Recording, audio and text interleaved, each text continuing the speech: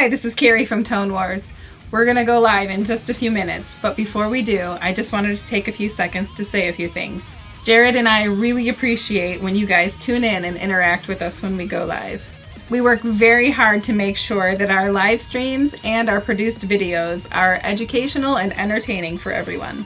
Believe it or not, there's a lot of work that goes into our live streams and our produced videos. So if you like what you're experiencing here, here's a couple ways you can help us out. The Super Chat feature is turned on and any amount will be appreciated. Jared is also available for private consultation for a nominal fee. You can contact Jared through two of the links below. One is through our Tone Wars Facebook page and the other is through email. So thank you so much for your support. The live stream's about ready to start, so go pour yourself your favorite glass of whiskey or other libation and we'll be right with you. Cheers!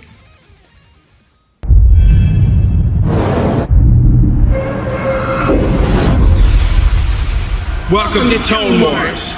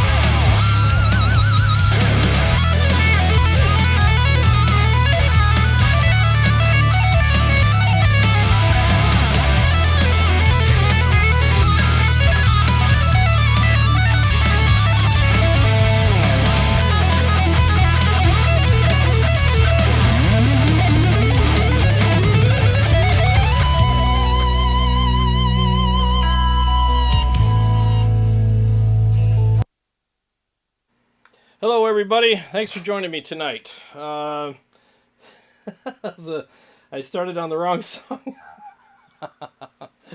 I was rehearsing and I forgot to reset the player to the proper song there. So, oops. I'm glad you guys are here. I'm kind of excited about this one. There it is. It wasn't appearing on my phone earlier. At 14 here so far. Awesome. Thank you so much for being here. Chicago Todd, what's happening? You Mofo, what's up? Mike Jacobs. Warm Chord Music, what's happening? Jay, what's up? Sean Casey. Helix Cabana Boy, what's going on, Darren? Good to see you here, buddy. Looks like school's out for you guys too, huh? You're not tutoring right now? Not homeschooling? Good for you, man. Good to see you here. Let me make sure I say hi to everybody. Mike Jacobs says, must have been cold in Michigan today. You were wearing your winter shirt. Yeah, it's actually laundry day, so that's kind of really what it is. It's laundry day, so all my sleeveless shirts are in the wash. So I had to pull out this old thing, you know. Aaron Short, what's going on? What's happening, Steve? How you doing, buddy? AZDH85224. Thanks, buddy. Appreciate it very much. You guys are awesome. We're up to 17 people now. Thanks so much for being here, guys. I wanted to. I've been wanting to, get this unit, the Two Notes Torpedo Captor X. A friend of mine, Mike Hasty, told me about it, and so did Jay at Warm Chord Music. Both of them were like, "Man, you got to check that out," because I was getting something for doing Kemper profiles, like direct ones. I needed a load box and stuff like that, and then both them guys were telling me, like, well, if you get that, you got everything. You got load box, you got, attenuation, you got, the impulse responses, the cab emulations, I mean, all of it. And I'm thinking, you know what? I always seem to upgrade anyway, so I might as well just upgrade from the get-go, and I did that. Cheers. I'm having a smoked old-fashioned tonight. Man, if you haven't got a smoker yet for your drinks, you're really missing out. Holy cow. Really makes a difference. It's like a campfire in a glass, but like really balanced, really good. And I've heard people talk about these products before, and I was like, why would I get that? I mean, I have IRs in my Helix when I run it for cable if I'm running it through my Synergy stuff, and I got, I want to go direct with it and use the Synergy preamps. I got IRs there, so I'm like, what do I need an IR loader for? But when I started really thinking about it, it was like, well, with all of the features that the Two Notes Captor X has, I mean, yeah, it made sense for me. Because again, I'm doing direct profiles. I haven't done them yet, but I'm going to with my Kemper, and you have to have a load box to do those with. Number one, and number two, it's not just the impulse responses that you could put in there, but it's also the fact that it has the cab emulations, and they have the ones that are official from Mesa. That Mesa made for Two Notes, and man, these sound great. What you just heard was a what was it, a 412 cab with a couple of really cool mics on it. Let me pull up the software here, and we will go over the software. I pre-recorded it, so I'll just play the video so you guys can watch it. It's pretty in depth. I did a lot of stuff with the video, so I'll be chatting with you guys in the live stream while it's playing. And stuff like that. And then when I'm done with that, I'll play a couple more mixes for you guys. We'll go over some riffs. I'll tweak I got the app right here, so I'll tweak some stuff. And we'll just go over like the different sounds, things I like, things I don't like about it. So this particular cab is a 412 with a dynamic i5 and a 421 on it. Two really good mics, and it just sounds incredible. And what I noticed about, and I'll mention this in the pre-recorded video, what I noticed about the cab emulations in here is that they actually have they breathe. There's some breath to them, and there's a little bit of space, and it's really cool how natural they are, and they feel amazing. Like I literally feel I actually turned the gain down on the amp a little bit because I got that feel I like without having to have the gain higher. Like right now it's at like 1 o'clock. Usually I have it at 2 o'clock, so that's kind of cool. And yeah, it just sounds incredible. And you can change all the mics and all the stuff on there. I'll go over all that in the pre-recorded video, but I'll also do that here with you guys. I'll mess with it a little bit. Um, there's there's a couple of things still getting used to. The noise gate that's in here is really cool. I love the feature, but it actually cuts off your delay repeats because it shuts everything down. You know, it's kind of weird. So if you're going to use this live, make sure you set the gate for your solos a certain way, because otherwise it literally clamps down on everything. So all your repeats go down and everything if you have it really tight. That's something I noticed about 20 minutes before I went live, and I'm like, well, what do I do about that now? So I kind of loosened up the gate. So you might hear a little bit of noise when I'm stopping playing, but I kind of had to do that. I didn't have time to set up the MIDI and get everything taken care of for that. But this is MIDI controllable, which I think is really cool. I'm going to dig into that at another time. But yeah, like I said, it's really cool. I love the dual mic setup. Ever since I started doing profiles and doing these live streams, one of the things that I really noticed is I had the 609 for a while, and I thought it sounded great. But as soon as I added the i5 to it and paired them together, that's when I really started liking the tones that I was getting out of real amps and for my Kemper profiles. I just really found that the profiles came alive more. There was more fullness there, and I was capturing more frequencies because you got two different mics in two different spots. So it really allowed me to capture more of the essence of the cab and the speaker that's in it. So I love the fact that we can have two mics here, and if you use impulse responses, which I'll show you in the video too, you can have two impulse responses. So you can have like a darker one or a brighter one, or one that's got a pushed mid and one that's a little brighter or darker. You know, you can mix it up. And I used some of my favorite light for Eddie Sound impulse responses for the video, and they sound great.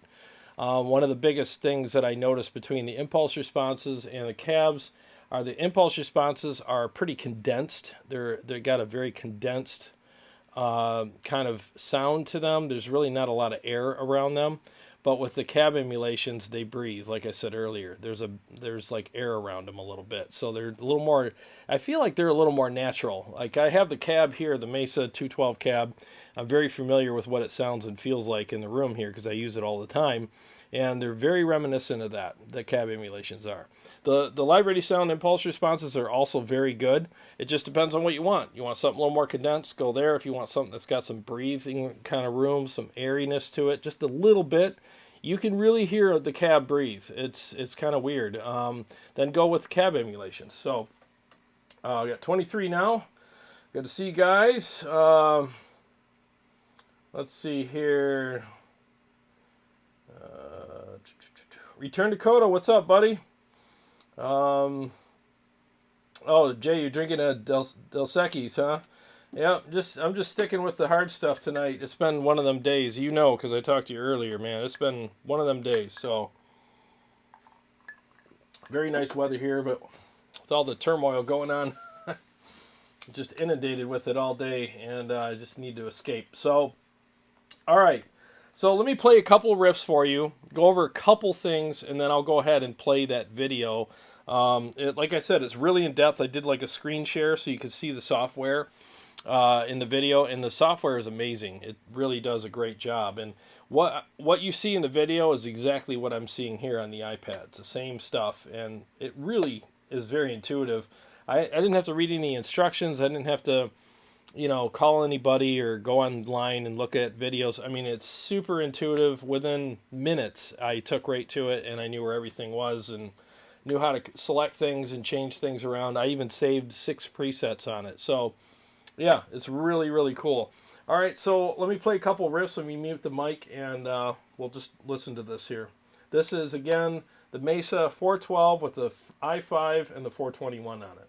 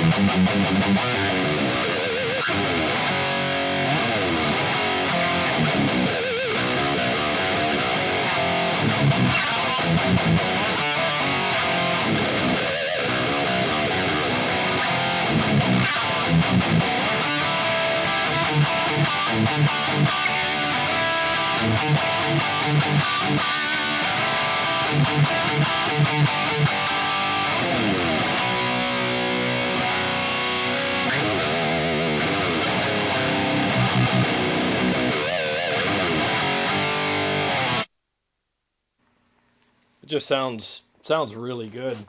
Yeah, I like the airiness, and it's kind of dry too. It's like a really good dry kind of cab thing going on. I can select the reverb. I don't know how much. I don't have it up at all. Let me turn it up a little bit. 1 second.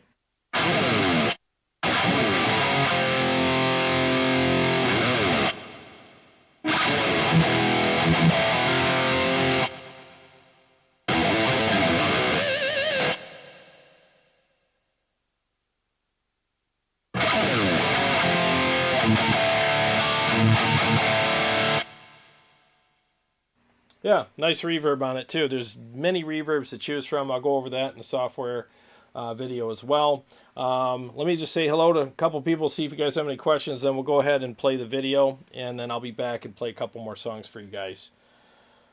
Oh, let's see here. It's always stressful on wash day. It can be, right? It's hilarious. Oh my god. Sean Casey. Yes. Let's see here. Helix Cabana Boy, you have 2 amps there. Which one are you playing? Oh, good question. Right now I'm playing the Kraken, the Victory Super Kraken. That's what you're hearing now. And while I'm playing the video, I'm going to switch to the PRS MT15.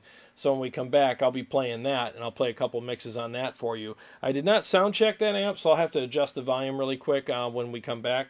But that should, famous last words, only take a minute. Steve Shaheen, I missed which amp. Is this the Kraken? Yes. Yes, I should have explained that. Sorry, guys. Mike Jacobs, I don't have headphones, but it sounds like the Kraken via TV speakers. Yep. Boy, you got some good ears, buddy.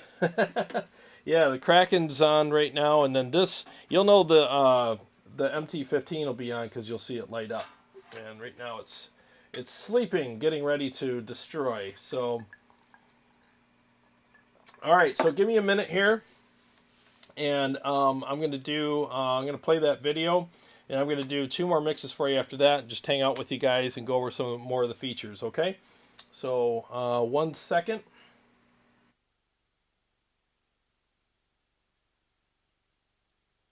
Okay, guys, let's do a quick overview of the software that comes with the Two Notes Captor X. I'm going to start from scratch and create a new preset. Okay, and select everything from scratch here. So let's go ahead and get a cab. So what I did is I went ahead and got the Mesa cabs that are basically the official Mesa cabs that Mesa actually made for Two Notes, and they turned out really good. They sound fantastic, and the feel that they give you is like a real cab as well. So I'm going to select that. This is the 4x12. And you have 2 versions of their cabs here. So this would be more of a studio type version, okay? And the difference is you have different mics. With the studio version of the cab, you'll have studio type mics, and with the live version of the cab, which you'll see right here, you're going to get the live mics that are typically used on them. And it all varies, but I mean, at least you get variants of microphones that they allow you to use. And you can do dual mics. So I'm going to go ahead and unmute this. So now we have 2 mics going for this cab, and I'm going to go ahead and select a couple different mics here. One of my favorite mics is the dynamic mic, is the i5 from Audix. So I'm going to get that one, and then we're going to pair that with the 421. So then I'm going to turn the volume up to unity here. Okay, so now I have everything at unity and it's in stereo mode. So let's see how that sounds.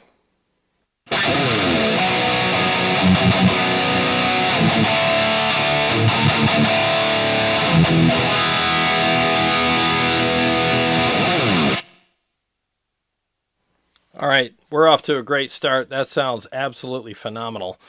Okay, so I noticed that there's a little bit of a need for a noise gate here. So there's a gate. You can just turn it on here. And you can have a soft or a hard. Let's go to a hard gate, and I'm just going to turn it up to where I think it should be, probably about right there. Let's see how that sounds.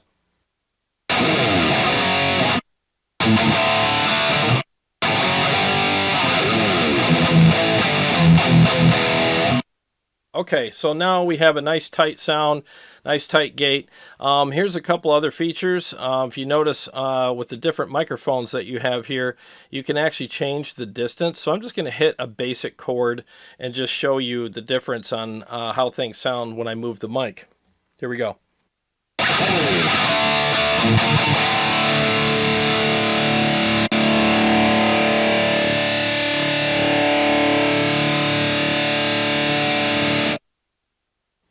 So you can also change the access setting of the mic, and I'll demonstrate how that sounds here.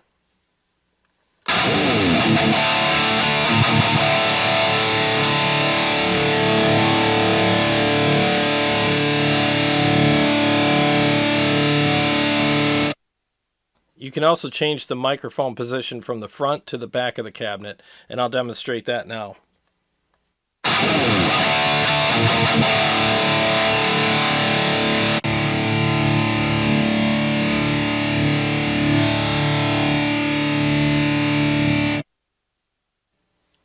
There's probably some uses for that in the studio. It's probably not a feature I would use, but then again, never say never, right? So I'm just showing you all the different features here. So let's go into the EQ and the enhancer and the reverb settings now. Let's start with the EQ. What I like is you have a couple different settings. You can use guitar, just regular kind of straightforward EQ, or you can go to bass and they'll have EQ associated with bass guitar.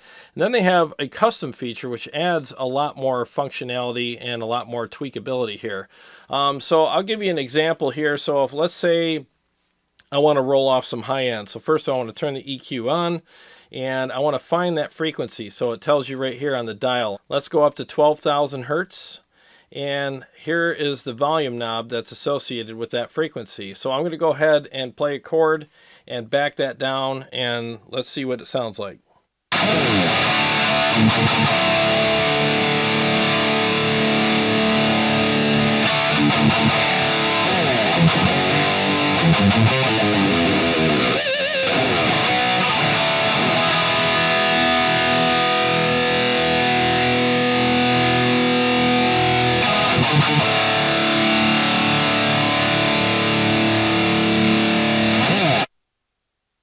Okay, so that's just one example of the many different things you can do with this EQ. So let's go ahead and just leave that on for now, and let's go to the enhancer, which I think is kind of cool. It's in kind of a neutral setting right now between dry and wet. So we're going to keep it up at guitar instead of bass. And then I'm going to turn the body up a little bit and the thickness and the brilliance and just tweak this just enough to enhance the sound a little bit. It actually makes a really nice difference on your guitar tone, especially when you use it with subtle tweaks. And I'll show you that now.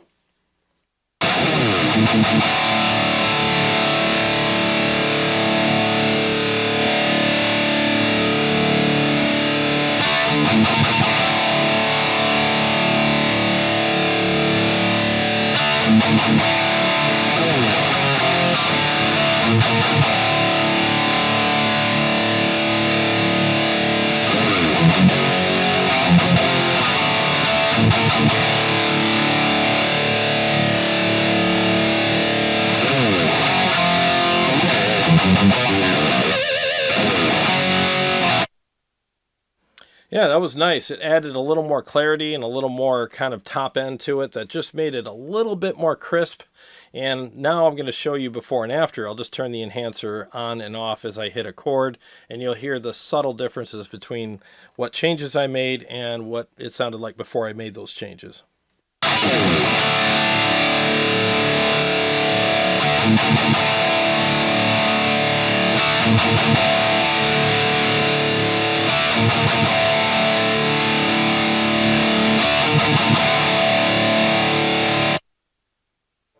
Subtle but effective, so that's actually not bad at all. So let's get into the reverb here. I'll turn that on, and you have room or ambience.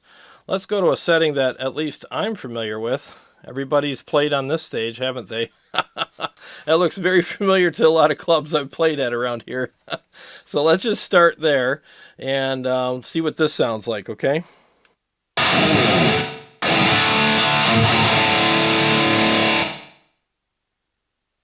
Okay, it's a little much for me, so let's dry it up a little bit. Let's bring the dryness down to about here. Let's see what this sounds like.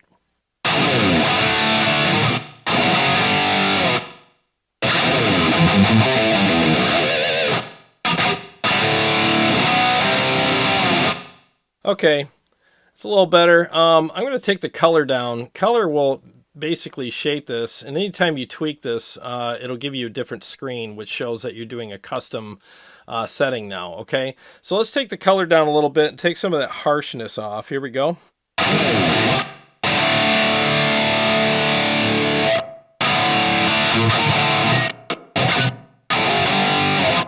Okay, that's a lot better. So let's go to ambience. Let's turn it up to an ambient setting and see what that sounds like.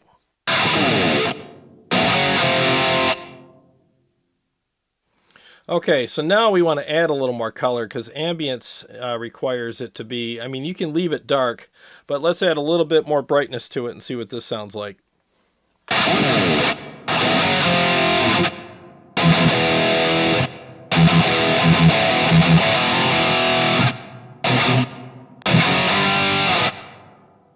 Okay, not bad. So I'm going to go over one more of these with you guys. Let's do chamber.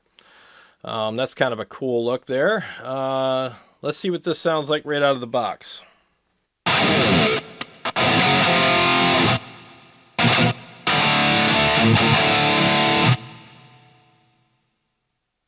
That's actually kind of nice.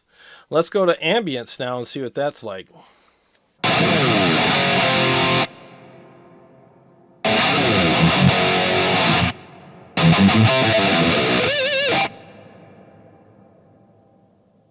Okay, that sounds really good. I kind of like that. Let's bring the dryness up to more of a neutral setting here and see what that sounds like.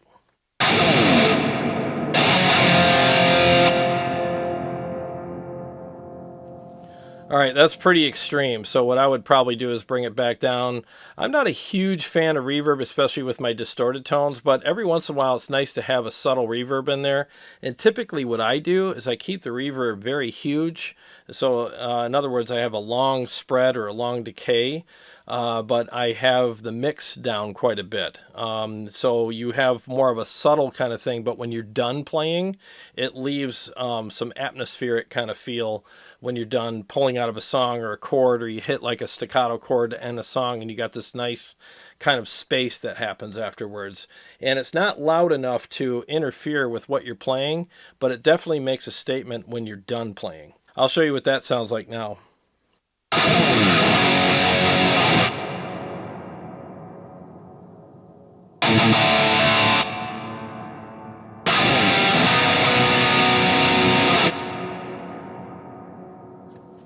That's pretty cool. You can adjust that till the cows come home. So I just wanted to give you a couple examples of what the reverbs were like there. And some of these are pretty cool, like Hall B. You got kind of a nice big stage. I haven't played on a stage like that yet, but hopefully someday I will. So just for giggles, let's do this one real quick and just see what this sounds like, and then we'll move on to something else. Okay, so let's move over to ambience and bring up the mix a little bit and see what that sounds like.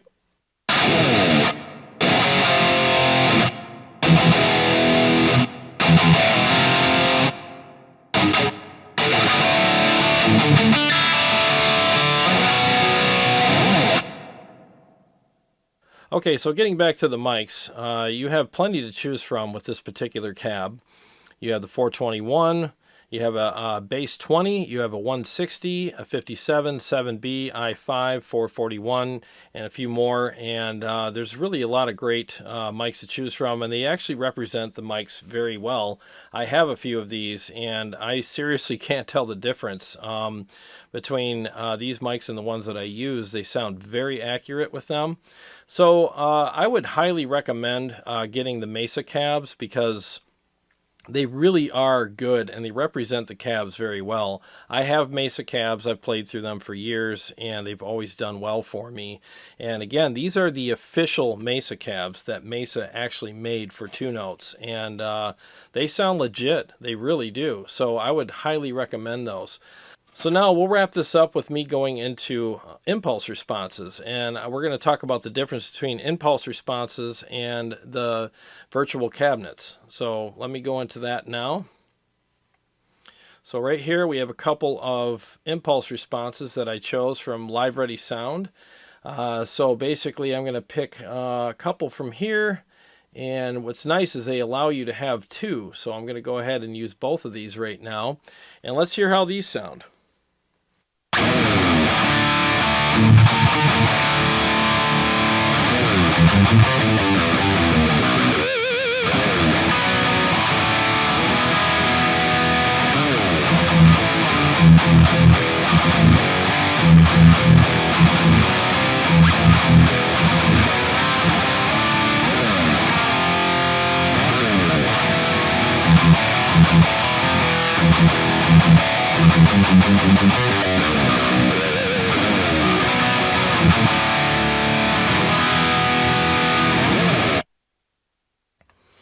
Okay, so those sound really good as well.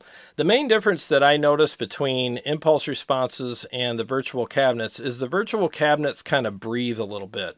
So depending on what you like, if you want something that's a little more kind of condensed sounding, I would go with the impulse responses. If you want something that has some breathing room and it actually does sound like it's breathing a bit, I would go with the virtual cabinet. Both are good options for you, and with the virtual cabinets you once again get two microphones and you can pair them any way you want, have them as close or as far away from the speaker cabinet as you want, as well as have them at different angles.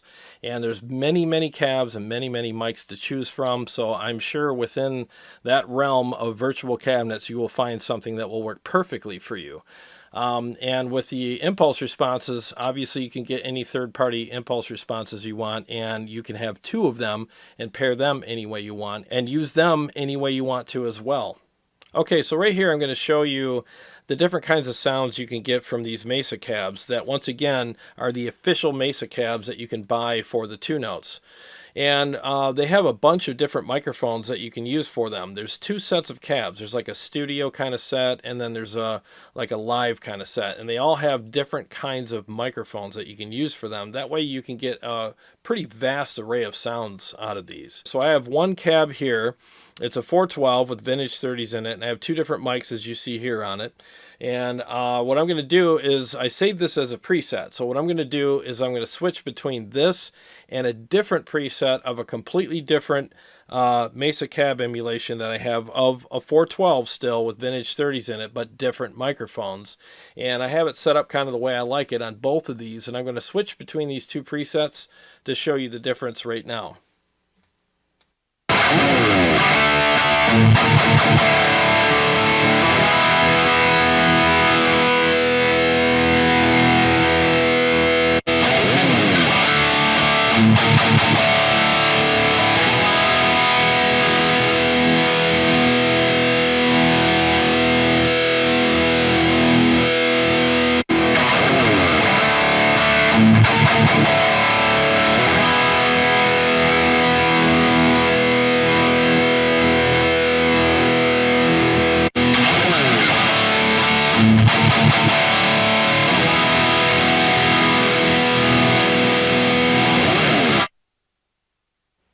So that's just one kind of variation that you can get out of these cabs and assortment of microphones, but I just wanted to show you guys that really quick. Okay, so that pretty much concludes this part of the video, and I just wanted to show you guys what the software was like. The software is very intuitive, very easy to use. I literally did not have to read anything or go look up videos, get out a manual, nothing. It was very, very easy to use. It was like I was like a fish to water when I opened it up. Everything's right there. It's laid out very nice for you. Everything pretty much just makes a lot of sense. It's very logically laid out. So you could just go in here and tweak to your heart's content. You'll actually want to take some chances and try some things out and get really creative with it, because there's little to no risk, first of all, because you haven't saved anything. And number two, it's very easy to do, so it's not like it's going to be very laborious to go in there and do some fine-tuning and playing around with this stuff. Well, thanks for watching this part of the video, and we're going to get back to the live stream now. Okay, so I hope you guys enjoyed that. That was that's a lot of work, actually. I haven't done any edited videos in a while, so I was kind of editing that today, going, this is why I go live instead of do edited videos. But anyways, yeah, so Helix Cabana Boy, Darren, you asked, let's see here, you asked if you have to buy all the cabs. It does come with some stock cabs, and I will play one or two of those for you, and they're pretty good. But these Mesa cabs are legit, and they had a sale on them. They had them for like, it was like half off or something. I couldn't beat the deal, so I went in and bought all the Mesa cabs that I wanted anyways. I think I bought like 4 or 5 of them, and they all come with the actual mics that they recorded these cabs with too. So it's not like mic simulations, like, well, this is what we think this mic would sound like. They actually recorded the cab with that mic, and that's why it's in the software. So it's kind of cool. So it's, I know it's digital, but it's about as real as you can get when you're going digital anyway. So they did a really good job on it. And I don't know if you heard the difference with the impulse responses and the cab emulations, but cab emulations, like I said, they breathe, you know, there's a little more breath to them, and the impulse responses are a little more condensed and upfront, but they're both good. It really depends on what you want and what sits best in the mix or even in the room that you're in. And that's what's so good about the app. I mean, you can have an app on your phone, you can have an app on your iPad. You also get presets. There's a knob here that has 6 presets on it, so when you get into a certain either recording situation or a live situation, you just turn the knob and pick the cab that fits the room the best, that's mic'd, you know, that's not just the cab, but it's the mics that go with it that you're changing. And with the app, you can even change the mics on your favorite cab. I mean, you can adjust the EQ. There's so many things you can do. You can adjust the access on the mics as far as how close they are, where they're at on the speaker. I mean, it's just insane. There's so many features on this. And it's all very, very intuitive and easy to use, as you saw. So, Helix Cabana Boy, you're asking me how much the Mesa cabs cost. It was really affordable. I mean, they were on sale. Jay, correct me if I'm wrong, but I think I paid like $8 a cab. But they were on sale. So when they go off sale, I think they're 16 a cab or whatever. But either way, I mean, seriously, they're really, really affordable. And honestly, you really only need one. I just bought more for the episode to show you guys like what the differences were. But you really, I mean, if you like a 212, because I do have a 212 in there, and I'll show you that in a minute, you know, you could just go with the 212. And if you want to thicken it up a little bit, you could do that with the software. So like I said, it's just endless possibilities, and they're all good possibilities. It's a bit of a rabbit hole, but it's not the kind of rabbit hole that's frustrating. It's actually a good rabbit hole. It's pretty shallow. You get in there, and it's kind of nice. I mean, you're like, everything that you're working with is usable, and it makes sense. You know, so it's not like you're turning knobs all day trying to find something. No. The Mesa cabs are legit. Like I said, I have them here. I'm very familiar with how they sound and how they feel, and I couldn't be happier with these. I really couldn't. And even if you just can't be happy with them, get a couple of trusted impulse responses and put them in there. And I would suggest Live Ready Sound, because they make great stuff. So, I mean, there's just great features and great options there, and it's just awesome. Let's see here. Chicago Todd says that tech is built into the Rev G20. Yes, it is. Yep, you're right. Oh, Mike Jacobs, thanks for putting it together. Great job, very informative. Thanks, buddy. Yeah, it was pretty long. It was like almost 20 minutes, but I mean, there's a lot to talk about, and like I said, I did a screen share before on the show, and kind of didn't go as planned. So this time I wanted to put in the extra effort and just do a pre-recorded one, and edit it, and just share it that way. So that way you guys we didn't have any issues. So you know how live TV goes sometimes, right? So you're very welcome. It's worth it for you guys. Seriously, I love doing this for you guys. Damien, what's up, buddy? He says, own hammer IR packs like heavy hitters 1 and 2 are pretty good. Yeah, I have both packs, and they are. You're very right. They're very good packs. Let's see here. Wormcord Music says, yeah, get the 2x12 and you're good too. Yeah, they're great. They were on sale for $8. Yeah, exactly. Thank you. I mean, I couldn't say no. Jay, you really hooked me up on this stuff. You really informed me very well about some of this stuff. He called me. He's like, dude, go get those Mesa Cabs. They're awesome, and they're authentic. They're like the legit, like, certified Mesa Cabs that they licensed to Two Notes for this. So if Mesa puts their stamp of approval on it, that's good. And I've been saying this for 3 years now. I think that all these amp manufacturers and cab manufacturers should just realize that it is what it is as far as the technology goes and the digital platforms goes, and they should get smart and wise up and make their own versions of this stuff and make them official and sell them at whatever rate that is appropriate for that, and get some skin in the game and make some money off of it. You know, it would help their market share loss that they're dealing with regarding the digital stuff, because they make real amps and cabs. But at least at this point, you do get a piece of the pie.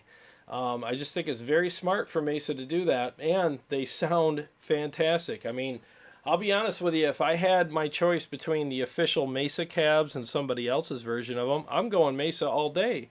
Same thing with like an Engel cab or a Fender cab. I mean, why wouldn't you go with the official ones? I mean, it makes more sense, right? Because why would they put their name on something that doesn't represent their product well? You know, I mean, that's just silly. So, let's see here. Wormcord says the Mesa and Bogner cabs are my favorite. Yeah, I haven't got the Bogner. I got, you know, what's cool too is you get emails. Like I got a couple emails today, or an email today, from Two Notes. They have another pack of cabs for sale, on sale. So, you know, it's just cool. If they got stuff in there that you like, it's pretty affordable. You know, you just get them and try them out. So why not? All right, so let me do the MT15. Again, I did not sound check this amp. I didn't have time. So I'm just going to play a couple riffs and get the volume up to speed here, and then I will, you know, do some stuff with that. 1 second.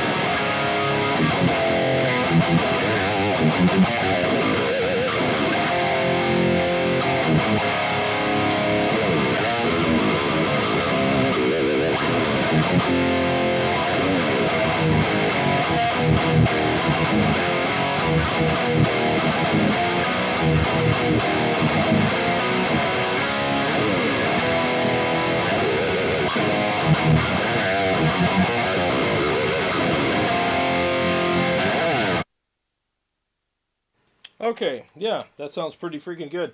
Let me put the tight knob on the precision drive in a different spot. Let me try that.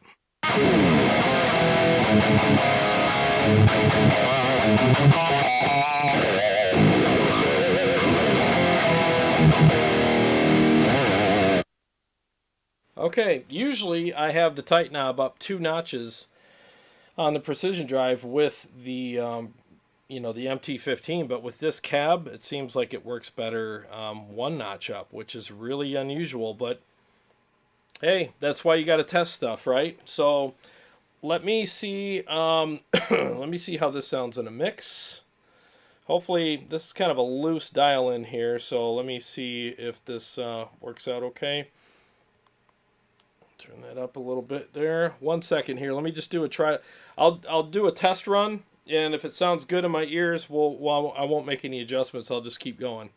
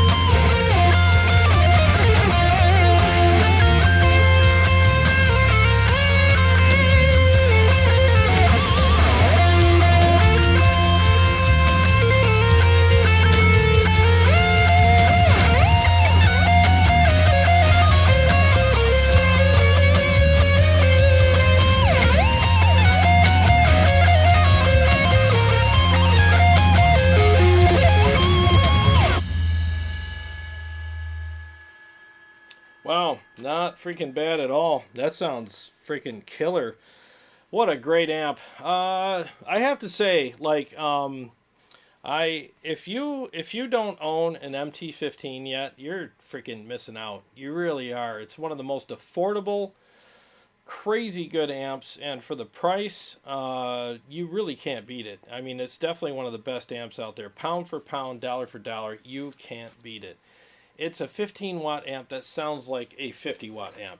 I mean, it doesn't sound small or overly focused or narrow or like, you know, high pitch kind of ice picky at all. It's very warm, it's chocolatey, it's got a really nice, like, warm kind of aggressive tone to it. There's nothing off-putting about it at all. It just sounds so freaking good. And it sounds great with this cab. I mean, this cab works really, really well with it. Let me do one more mix for you guys with this. I mean, I got it out. I might as well freaking do another mix, right? Let me find the song. And where is it? This is the Catacombs. I just need to find the darn thing. I always have a hard time finding this one for some reason. It makes no sense, but that's just the way it is. There it is. All right, here we go.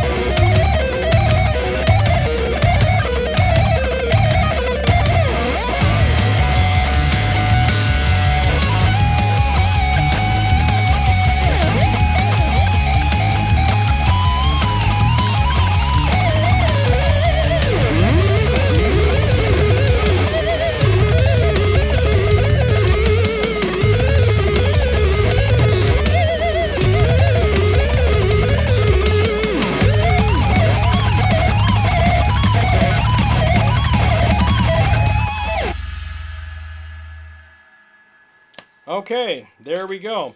Now, as you heard, it cuts off because the gate, I have a gate on the two notes here. It does cut off the repeats, so you have to, like, it does have MIDI, so if you're going to use the MIDI function and switch to a different preset on on the two notes, if you're playing live with it, make sure you switch to a different preset with either the gate off or adjusted so that it doesn't clamp down on your repeats. Because as you can hear, here's my lead sound, and it's got delay on it. Hear how it's like chopping it down? Okay, so I'm going to show you the difference. I'm going to turn the gate off. Here comes the noise, right? So now you can hear the repeats. Turn the gate back on and the noise is gone, but so are the repeats. So I can adjust for that, but I'm still going to probably get some noise, you know. Let me take the threshold in a different direction here. Let me see what we got here. See how you can still hear it kind of chopping them off? So what I would recommend is having a preset set up for leads and one for rhythms on this, and you can just switch them via MIDI. So when I switch to my lead channel with the Helix, it'll send a MIDI command to the two notes and tell it to shut the gate off, basically, or to select a preset with the gate off. I haven't gotten into the MIDI part of the two notes yet, but I gotta say that as far as features and functionality and all the stuff they thought of, I mean, they pretty much left no stone unturned. That's probably, I mean, if I can even call it a critique, that would be the only critique that I have on it, is the gate that shuts off your repeats. But again, there's a way around it with MIDI, and I'm sure that's one of the reasons why they put MIDI in there. They're like, duh, choose a different preset for leads, you know. So, but other than that, the only reason why I bring it up isn't because it's something that I don't like. It's just something I want you to be aware of so that you could plan accordingly. Okay, it's not a bad feature or a check against them at all. It's just something you need to be aware of. As far as what I would rate this product, like 1 out of 10, I'd give it a solid 10. I really would. It's a killer product. It's really, really good. And I'm attenuating my amp right now. There's two settings when you're doing, you know, as far as like when you're doing the setup that I'm doing right now, which is basically going front of house or going through a mixer like this. There's a high and low, and I ain't turning on the high. It's on low right now, so it allows me to crank the amp higher.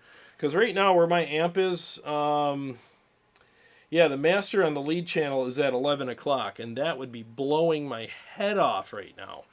So there's a high and a low output on the front of the two notes, so it allows you to put it on low so you can crank your amp and get more out of it, which is really freaking cool.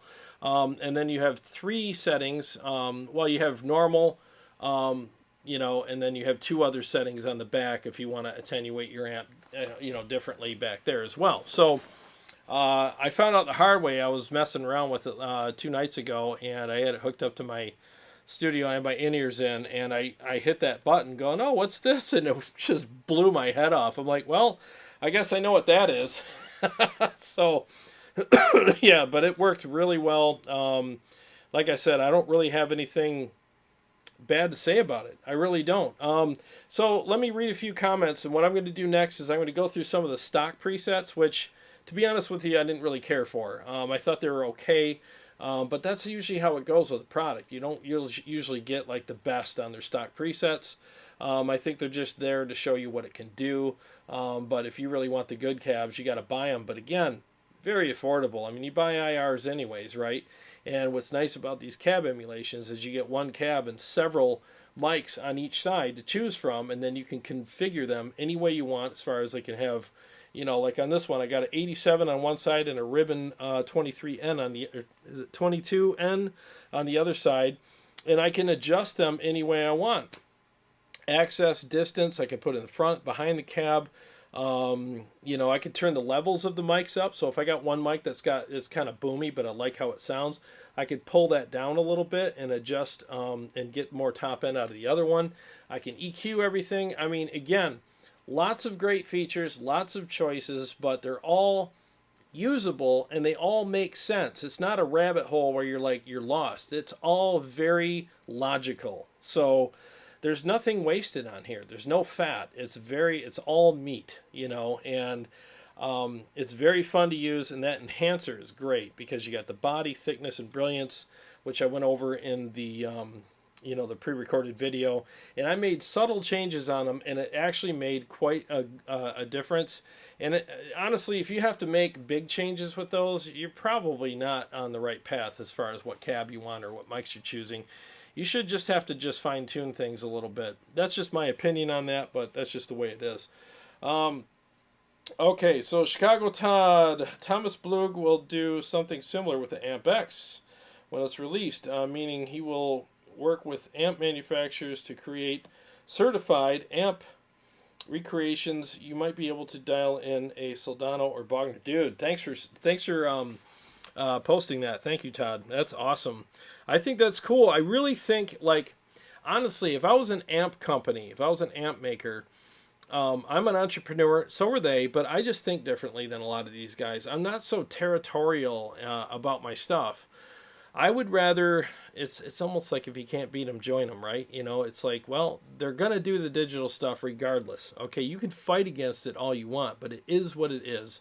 And get over the butt hurt, you know, put a little cream on your tushy and go out there and just find a way to incorporate your stuff with theirs and come up with official packs, official emulations, official recreations of your amp. If Mesa came out and said, all right, you guys like Kemper? Fine. Here are all of our official Kemper profiles of all of our amps. And we're going to charge you $150 per pack. And you know what? People will buy them. They will. I mean, where are you going to go for Kemper profiles if you want a Mesa amp? You're going to go to Mesa then, because Mesa pretty much said, this is our stamp of approval on this amp, and we say that this emulates our amp or sounds and feels like our amp closer than anything else, and we are confident that this represents our product as good as it can. You're going to buy those. Guess what Mesa gets to do? They get to make money off of it and make sure that their brand is properly, represented out there. So, I mean, I just think that's smart, but that's just my stupid opinion, whatever it's worth. And those manufacturers get royalties, Chicago Todd says. Exactly. That's how it works. Make your money, man. You know, I mean, stay in business by doing stuff like that. Official packs are the best way to go. AZDH says, Sphinx is fantastic. You need to put out a CD or sell that song to Joe Satriani. Oh, thanks, man. I really appreciate that. You're too kind. Thank you so much. You know what's funny is I am going to be putting out a CD with all of these songs on it. Stay tuned for that. I will be working on that this summer. So it's not going to be anytime like around the corner, but I will do it. And I've gotten a lot of great response on these songs, so I appreciate that very much. Thank you. And the Sphinx is about to get longer. I actually have some more riffs that I'm going to put in there for the solo, and I'm going back to the studio tomorrow to lengthen that and tidy up some other stuff and come back with a new song called Armageddon, which is freaking, I can't even play it right now. It's so hard, but I have to write the solo for it, but it's a pretty crazy song, so I can't wait to get that one done for you guys. Warm Chord says, impression, Arnold's testimony for the Captor X. Okay. I got to go full Arnold here for the Captor X. Okay. All right. Let me loosen this here. You have to get the Captor X. It's so good. You don't even know how good it is. It has so many capabilities in it. You have the multiple microphones, the multiple cabinets, the official Mesa Boogie, not Mesa Booger, but Mesa Boogie cabinets, the official ones. So get to the chopper, go down, get one now, go to your local dealer and get one now. There's a bomb, yeah, go get the one now, get it now, Mr. Poopy Pants, go down there and get it. It's so good. There we go. Arnold Schwarzenegger pitching the Two Notes Captor X. Oh man, you guys are killing me. Scott Fulmer, Great bourbon, Blanton's great guitar gear, great company, and great music. An amazing Wednesday evening for me. Dude, thank you so much. And right back at you. Blanton's, huh? I'm going to have to give that a shot. I've already, I slammed mine while I was listening to my, keeping track of the pre-recorded stuff. So I'm all out. I should have had a larger pour. You know what's funny? Is these ice cubes are so big that they fool you. You think there's more in there than there really is.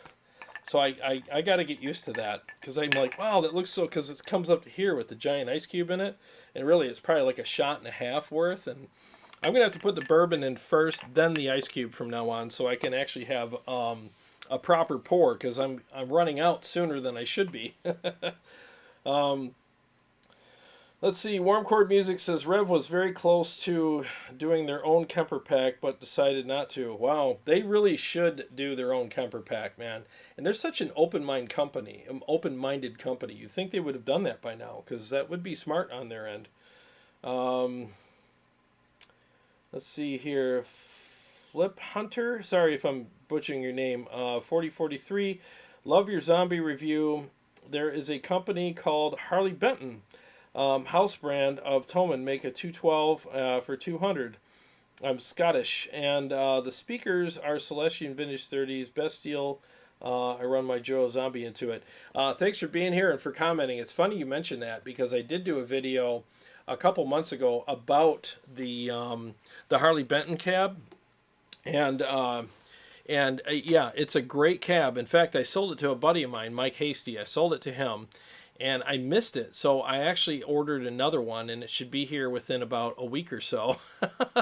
It just landed in the States, and it's going through customs right now, according to the tracking number. So I'm gonna have it here, and I'm going to do a episode about a budget gear episode. I already sent the Joyo Zombie back today to its owner, but the MT15 will always be here. I'm never getting rid of that amp. So I think that a lot of guys have been asking me, what can you do a budget gear episode? And I said, what's the price limit? And they said $1,000. So I'm going to do a budget episode with the MT15 and the Harley Benton, and I think that that's an unbeatable combination as far as price and quality and sound and tone and feel and all that stuff goes. I really do. I mean, the Harley Benton cabs are legit. They're awesome, and I think I like them so much, I'm actually going to do Kemper profiles with it too, just to add another flavor to my profile packs. And they really do sound good, so why not,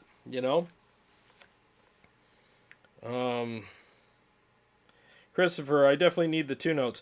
Well, I agree. I mean, the thing is when I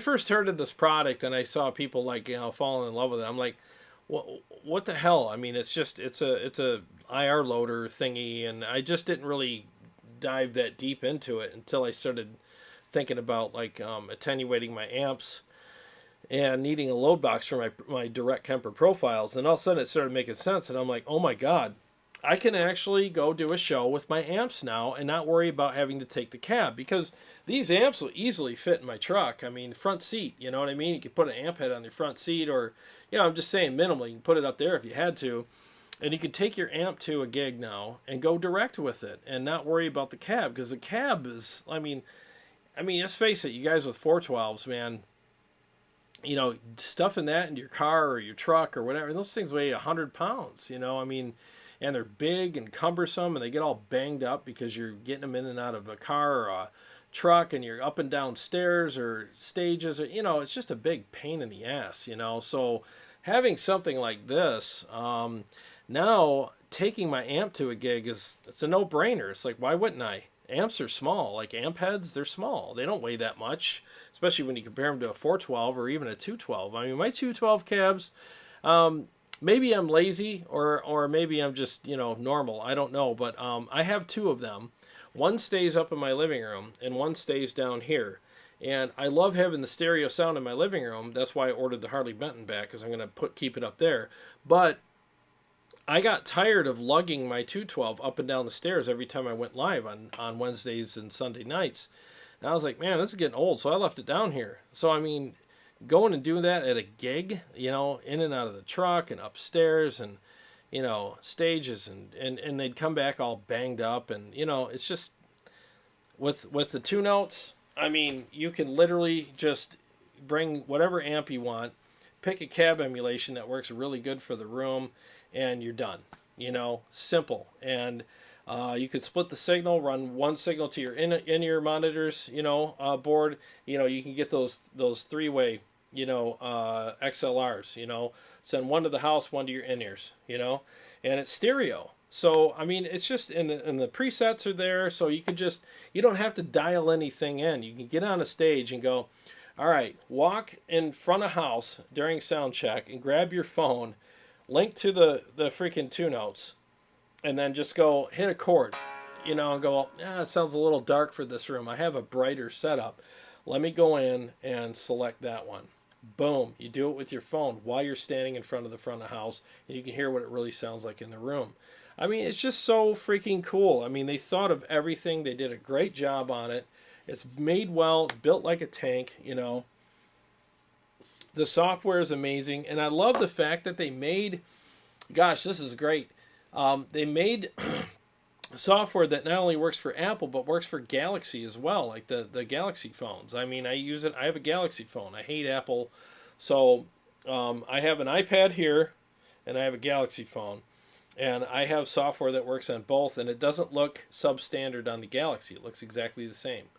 So it's just really nice to have a company, and that's the thing. Anybody that follows my channel a lot will know I love companies that make stuff that's intuitive and it's easy to use.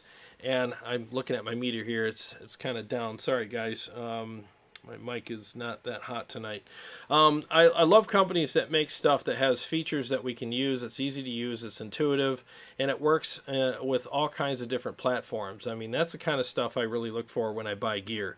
And it really makes a lot of sense to buy this product, because I'm all about companies that thought of everything, or at least thought of most of the stuff.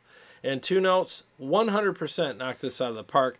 And just, you know, full disclosure, I bought this. They're not paying me. They don't even know who I am, you know. I bought this with my own money, and this isn't a review for them. This is just me buying something and going, I need it for myself anyway, for my profiles and stuff, but I liked it so much I wanted to do an episode about it and share it with you guys. So that's really what it is. Mike Jacobs, for the Whiskey Fund, have a great evening. Thanks, buddy. Thank you so much. I really appreciate that. It really means a lot. Seriously, guys, it means a lot, man.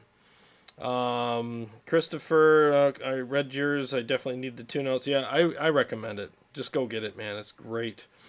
Chicago Todd, those impressions are worth the price of admission. Yeah, thank you. Sometimes I wonder about myself. Scott Fulmer, the J. Henry bourbon, if you can't find Blanton's. Thank you. You know, I'm going to screenshot this right now. There's a couple of really good liquor stores near me. I'm going to see what they have, because I would love to try that.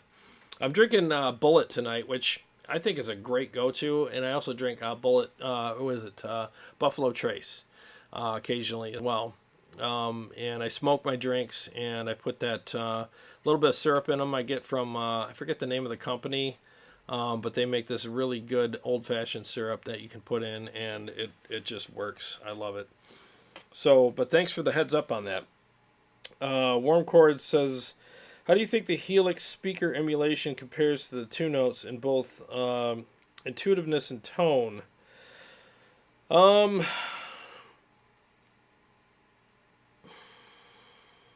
Okay, so I think the Helix speaker emulations, I always preferred the impulse responses, third-party impulse responses, over the speaker emulations in the Helix that came stock. And I mean, the Helix is like, is it 5 years old now? So those are kind of like older emulations. I mean, they work, but I would highly prefer the emulations here in the Two Notes. But I mean, the thing is it's not a deal breaker for Helix anyway, because again, you can use third-party IRs, or you can use the Two Note stuff. So Yeah, I prefer what's in, what's in the Two Notes here. I just, because it's new tech. I mean, it's newer stuff. It's bona fide, real, official, amp emulations here. So let me go through a couple things real quick. Scott says the Harley Benton amps have greenbacks in them. Don't know how they can afford to charge what they do. Yeah, the ones I ordered are the vintage 30s. Yeah, they might have different selections, but I got the vintage 30s in mind, and you're right. I don't know how they do it for that price. It's ridiculous. You do have to break them in. It takes a couple, I mean, you got to really, beat on them for a couple weeks, and then they start breaking in nice. Yeah, they are great cabs, man. They really are. Christopher says, tonight is a Tullamore Dew Irish whiskey night. Oh, do you like the ryes? Is that what you like? Because usually Irish whiskeys or rye whiskeys. Rye whiskeys I've tried, and they're really good in certain drinks. Trying to think of the one drink that I used to get. It'll come to me. I think it's an Irish old fashioned. It's got the cherries and the lemon or something, or orange in it or something. Those are really good. I love those. Haven't had one of those in a while. All right, so let me do this. I have a couple presets here. Let me get a 212. Okay, so this is a Mesa. Again, official Mesa 212. 1 second.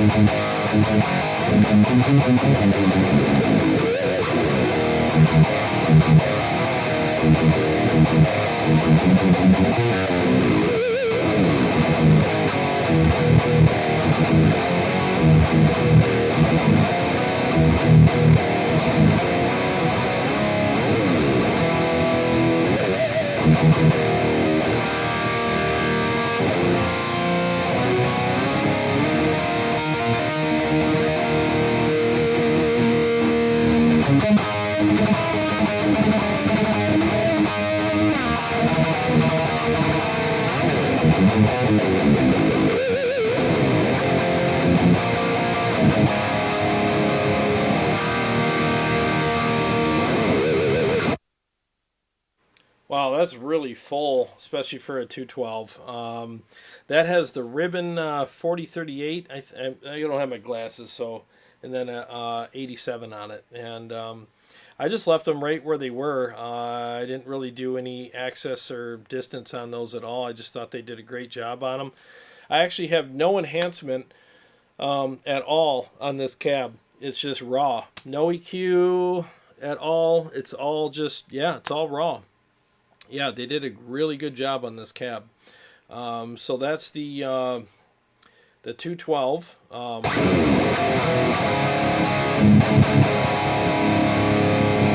Okay, and here's another 212. I did a wet one, so I could have a little bit of reverb on it.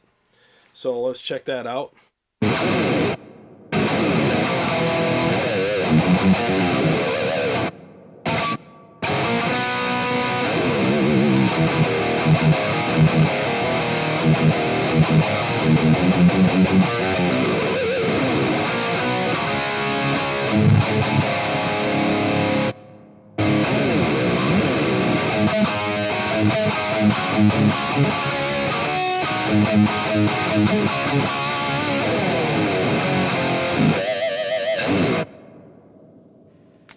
Nice. So I got that.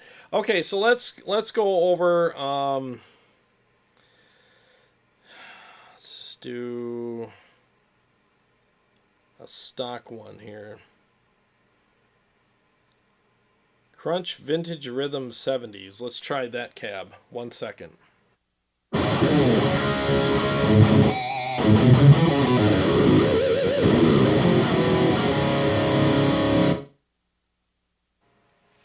Yeah, don't like it. No offense, Two Notes, but I wasn't a big fan of the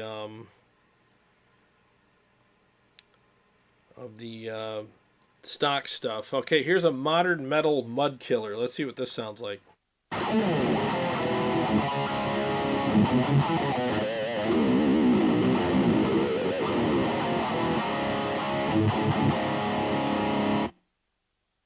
That's going to be a solid no.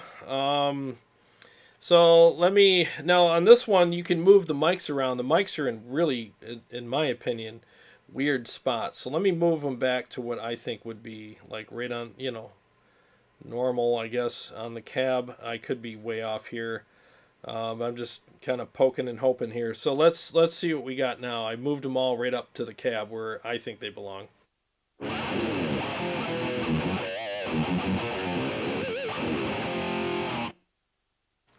Nope, it's just a different kind of awful. All right, so they had one in here that I think sounds like a safe bet, but I could be wrong. They have a lot of empty spaces that you can use for presets. So let's see here.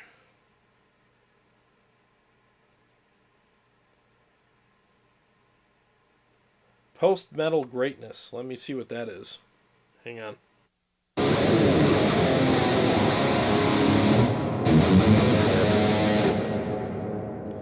They're just like cartoon versions of what they think we would. I don't know. You know what's funny is I have yet to get a product that has good presets. Every product I've played so far that has presets, they're always like cartoon versions of what they're trying to emulate there. And I don't mean that as a slight to Two Notes or anybody else. It's just the presets are all like really weird. It's strange. Let me see here. Dual mono. There's nothing in here that I like.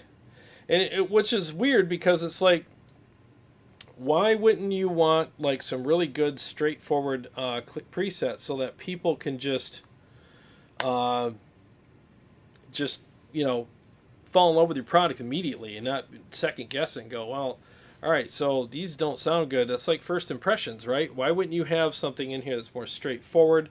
I don't see anything in here. Tight rock rhythm, single coil. I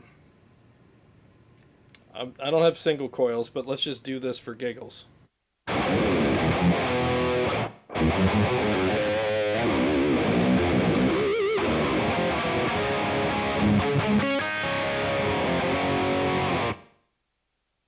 Yeah, that's not bad. I wouldn't use it, but it's probably the better of the other ones. I just think it's very fizzy. Let's just go back to mine. Now I'm nervous. Wonder if mine sounds like crap compared to that.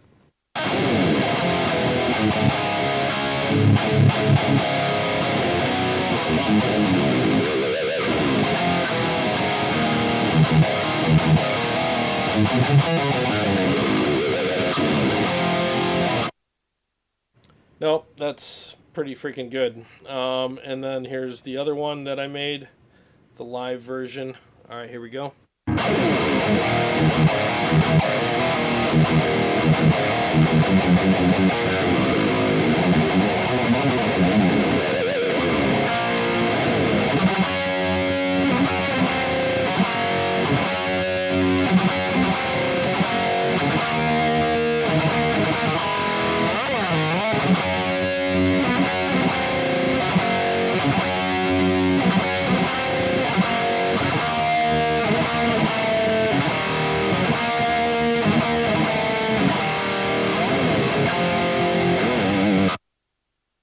Yeah, that one's really good. So don't be discouraged by the presets that it comes with. I think a lot of them are they're just showing you just different settings, different mic techniques that you can do. Maybe they're not really made to be like, oh, this sounds amazing. Maybe it's more of a show and tell kind of concept type thing that they're going for. I don't know. Everybody's taste is different, so people might play mine and go, these sound like crap, you know, so whatever. I mean, everybody's different, but But anyways, yeah, I just think that it's a great product. Get it and get some cabs. Get some really good cabs from from their store. And what's cool is when you have the Two Notes hooked into your computer via USB, and you go shopping online through the Two Notes, like you can audition cabs through there. They give you 20 seconds, and then it mutes for a few seconds, then it comes back on, and they do that. So obviously you can't record an album with it for free. You got to buy it, but at least you can check things out. And if you want to buy it, it instantly gets in there. It's in the software, and it's in your Two Notes, so you don't have to like download it and then click and drag and find it in a folder and then drag it into the soft. No, it's already there. As soon as you pay for it, it's in there. So that is actually a really cool feature as well. No extra steps. So anyways, poking and hoping. Yeah, that's a warm chord music phrase. Poke and hope. The whole, when you're looking for tones and stuff, it's just like, is this gonna work? Is that gonna work? Okay, Umofo. He says, I just picked up the passive Mission Gemini FRFR, and it's dark like my Matrix cab. I have to adjust the Axe-Fx EQ drastically to get them to sound right. Is that normal when using FRFR? What's funny is FRFR, they're either too dark or they're too fizzy and bright. They haven't, like the closest thing I've gotten so far on an FRFR to something that I like is the Friedman ASC 10 or ASC 12. Anything other than those, in my opinion anyways, has always been a little too much one way or the other. Fighting a yawn here. But I've been doing so much with studio monitors lately that I'm really starting to prefer those because I've been doing a lot of recording and a lot of Kemper profiles and dialing in of those, and I do it at my desk where I have studio monitors, and I'm really finding that I prefer studio monitors over just about anything now as far as digital platforms go. They just sound incredible. They're not too this or too that. They're just very flat. Obviously, you can get some that are scooped or pushed or whatever, but when you got some decent flat ones, I mean, you can trust them. You really can, and if it sounds good through them, it is good, Where some of the cabs out there, I'm finding they can kind of fool you into thinking, oh, this is, they sound so dark that you're over compensating for that and putting too much highs in there. And then when you go to play that same preset or tone or whatever that you dialed in to sound good on a dark cab through a regular, PA, now it's too bright for that. So I don't know. I would have a good pair of studio monitors also handy, and especially if you're playing at home. If you're just playing at home and you don't really need tons of volume to keep up with a drummer or whatever, or to hear yourself on stage. I mean, the Friedmans have always done well for me, but a good pair of studio monitors is also very nice because they're more affordable, number one, if you just get a good affordable pair. Number two, you get two of them instead of one, so you get that separation, and you get that stereo separation. Like, up in my living room, I have them 15 feet apart away, from each other. And when I'm playing solos and stuff, the delay ping-pongs between them, and I can hear it. It just sounds amazing. It fills the room up. So if you're really frustrated with FRFR, get a good pair of studio monitors. Spend no more than $500 just for home use. And like the Mackeys are good. I mean, yeah, you're not going to mix a platinum selling album on them, but I mean, honestly, they sound great for just playing guitar through and getting a decent sound out of. They really do. They sound really good. So get something like that. And if you got the money, get some Adams or, something like that.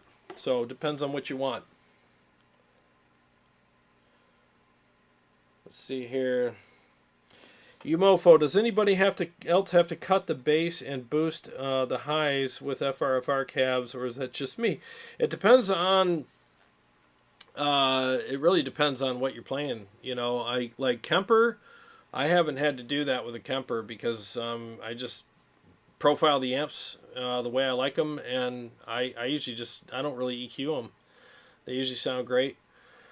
You know, right out of the gate, I keep fighting yawns here. Sorry.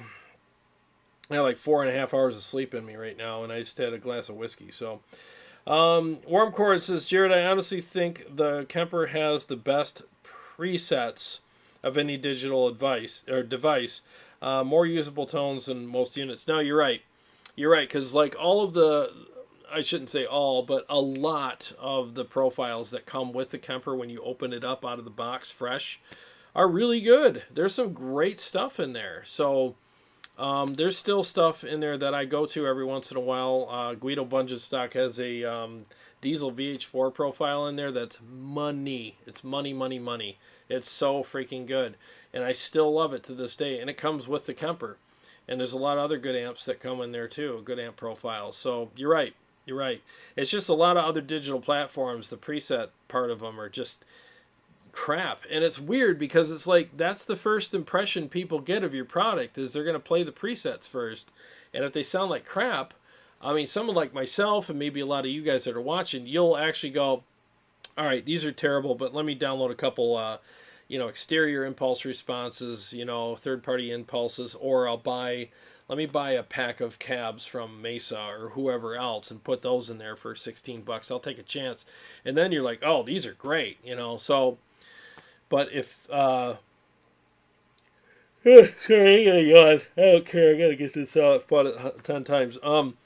But if you're, if you don't think like that, then you're probably just going to box it back up and send it back. Go, this thing sounds terrible. So I would suggest that maybe since Two Notes and other companies, if you're working with a company like Mesa or somebody else, get a free one in there. Like get one. Just say, well, give me your 212. Give me one 212 that we can market this with, and it's going to help us both because. Buy a Two Notes Torpedo Captor X and get one free official Mesa cab with it. And it's going to help them sell units, number one, and it's going to help them not get returns, number two. But number three, Mesa gets help because if you like that cab, you're probably going to go in and buy, well, if I like their 212 so much, I wonder what their 412 sounds like. That's what I'm saying. Like smart things like that, I think that's the way to go. I really do. Dave Rebell, finally my Kemper stage is en route. Oh, sweet, dude. That's awesome. You're going to love yours. Dave asked me, what are you using for the power amp? Like right now I'm using the MT15. I used the Kraken earlier at the beginning of the show, but I'm using the MT15 now. So I did 3 mixes with the Kraken and 2 with the MT15. And both of them sound really good with the Two Notes. They really do. They perform very well. Couldn't be happier, Okay, so anyways, well, that's pretty much all I can say about this product. I mean, I went through the whole, if you're here later, if you're just arriving in the stream, I will timestamp it, and I've played 5 or 6 mixes with this, with different cabs. And I also did a whole tutorial, like a 20-minute tutorial in this video.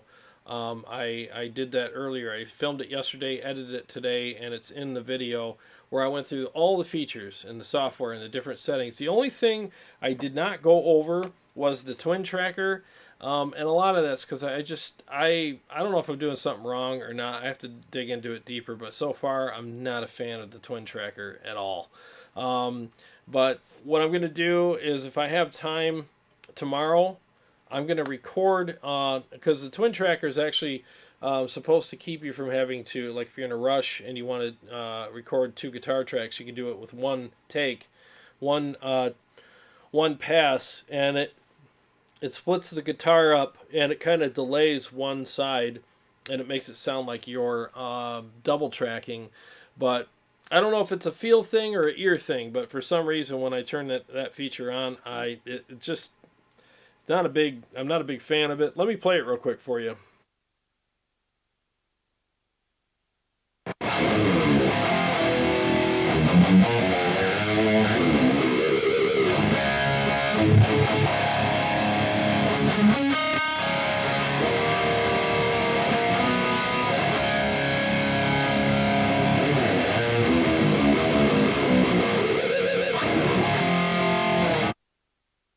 Okay, you hear how it sounds? It's got this weird kind of like almost like out of phase kind of sound to it.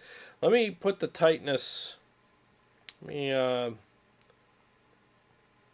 adjust the tightness here. Let me try that.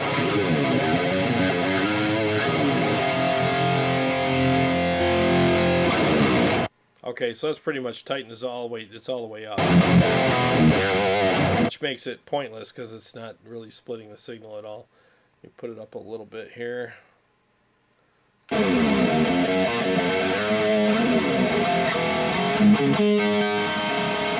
Yeah, it's just got this weird phasey kind of thing going on with it. Like I said, I don't know if I'm doing something wrong. I mean, there's two knobs, so it's like, how do you screw that up? But I am not really digging it at all.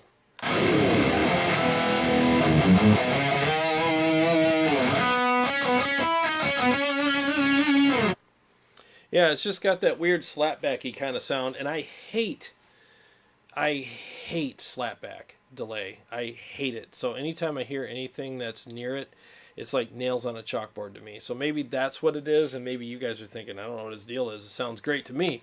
So I've seen other videos with guys using it, and they're like, yeah, there's a little bit of a kind of a feel thing going on there, like some latency, but actually it sounds good. And I'm thinking, okay, you know, and then when I play it, I'm kind of like, I must be doing something wrong. But that said, I will record a track this week with it, and I will compare the twin tracker to actual, you know, double tracking, like taking one take at a time and doing two tracks, and see how well it compares to it. And maybe in a mix, because that's kind of what it's for, maybe in a mix it sounds fantastic. I don't know. All I know is by itself, so far, I'm just kind of like, it's kind of annoying to play. So I could be wrong. You know, we'll see. So, all right. Let's see here. Let me catch up to you guys.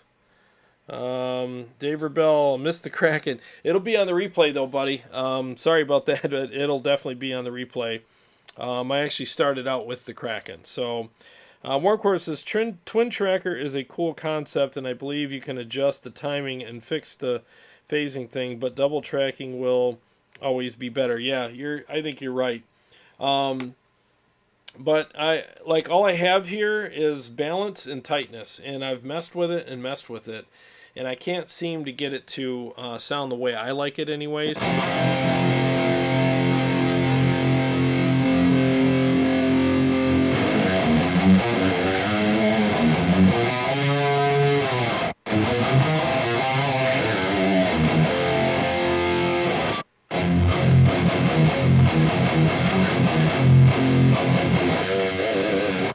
You know what? Let me try a mix. All right, so let me put it up to like a normal-ish kind of setting here. All right, let me do a mix real quick with it and see what it sounds like in a mix. I've never done this yet, so bear with me here. Let me get the Sphinx up. 1 second. I don't know if I'll play the whole thing or not. I just want to see how this sounds.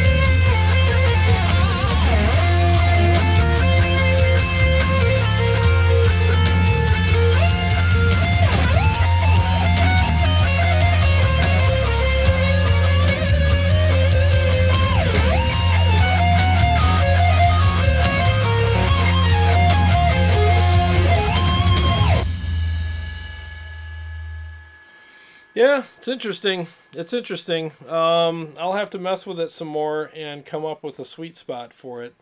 Um, you know, I mean, it didn't feel weird playing it, at least in the mix, but I could hear like the weird, I don't know if it really sounds double tracked. It just sounds like a out of phase ish, almost out of phase. Excuse me, but slapbacky kind of thing going on. So I'll have to mess with it. Wormcord says the tightness knob is probably what needs adjusting. I'd be I'd be critical of it too if that's what it sounded like to me. All it really is a sample delay effect, old school studio trick from Butch Vig. Oh, gotcha. It's kind of like the what was it, the Mimic pedal or something? Yeah, I got the tightness knob like even all the way up.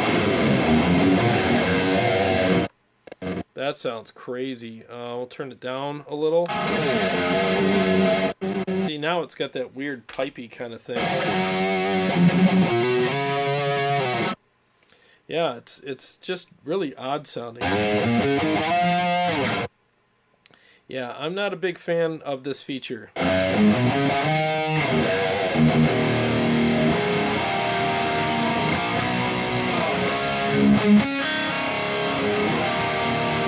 Actually, everything in the middle probably sounds the most normal, because if you go one way on the tightness knob, it just gets phasey, and the other way just sounds, well, a different kind of weird. So I don't know. I think it's probably just a feature I wouldn't use. I wouldn't use this feature anyways. I kind of like double tracking my guitars, and it just makes me a tighter, better player. So I'm okay with that, especially with cut and paste. I mean, for crying out loud, you're not playing the whole song. Let's all admit it. You're going to do one verse. If you have 3 verses, you're going to record one of them, and then you're going to do another track on the right side. You're going to record one on the left, one on the right, and then you're just going to take that and cut and paste it to the whole song. That's what everybody does. It's just, let's not lie to each other here. The days of recording every single second of every single song are over. And if you want to be a purist and do that, God bless you, but that's just not what I want to do. Especially these days when I mean, let's face it, most artists aren't making money on their recordings. They're making money on the tours.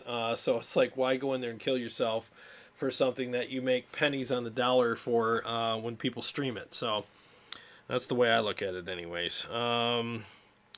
Wormcord says, yeah, it sounds weird from here. I heard samples of it and didn't sound that way, so something's up. Yeah, I'll have to mess with it. I definitely don't want to put all the blame on the product, because it might be something that I'm doing. I don't know. Something sounds funny to me on it. And Sean Casey says it sounds kind of weak. Yeah, because it's weird, because Henning did it, and I was like, that doesn't sound too bad, And then when I do it, I'm like, why does this not sound right to me? So I think it's either something I'm doing, or it just, for some reason, maybe with the tones that I dialed in, it just doesn't gel with those. I don't know. Something's weird with it, though.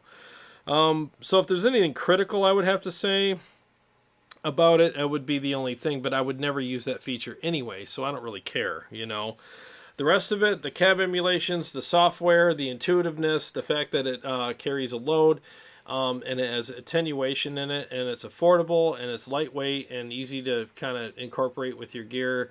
Super easy to use, and has tons of features, and allows you to have impulse responses, presets. It has MIDI. I mean, I can go on and on. I mean, it's a fantastic product. It really is. And the fact that, let's just pretend for a second that the twin tracker just doesn't work for me. I don't care. I wouldn't use it anyway. So it's not really a deal breaker at all. It's just one of those features that I'm like, well, I'll review it. I almost put it in the pre-recorded video, but I could not get it to sound good. And I was like, well, I don't want to misrepresent the product by not dialing it in right. So I left it out of that.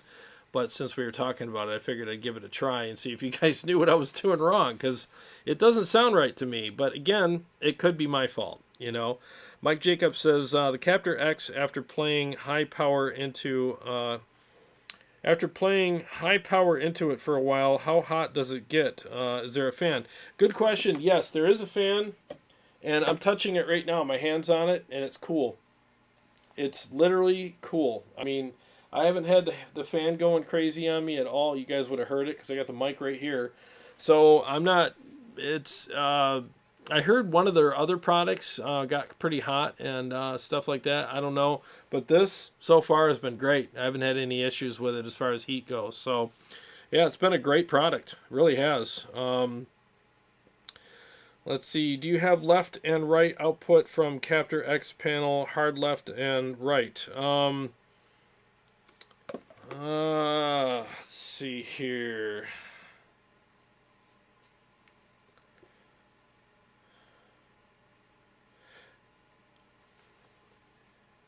Maybe that's it.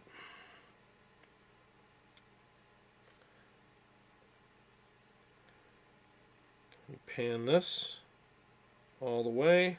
Am I supposed to? Is that what I'm supposed to do? So I'll do that right now. I'm selecting the inputs right now, and I'll tweak these.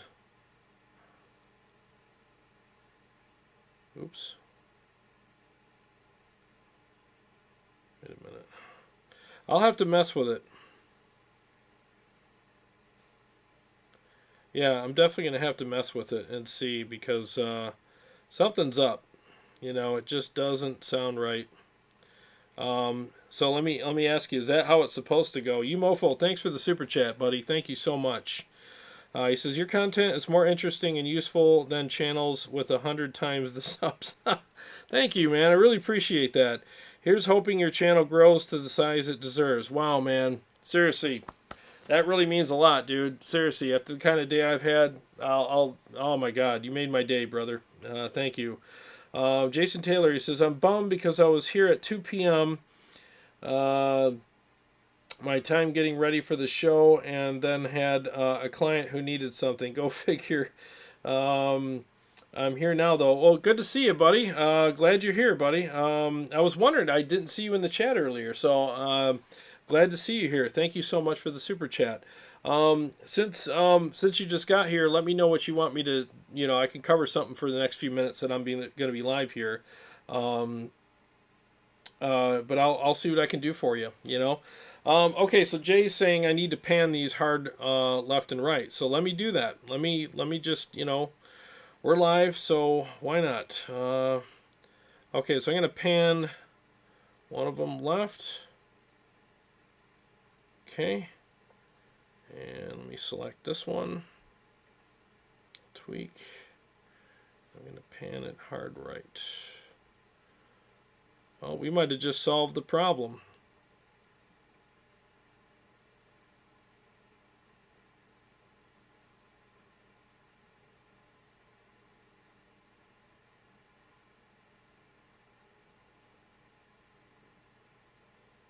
Okay. All right, let's see what we got. 1 second here.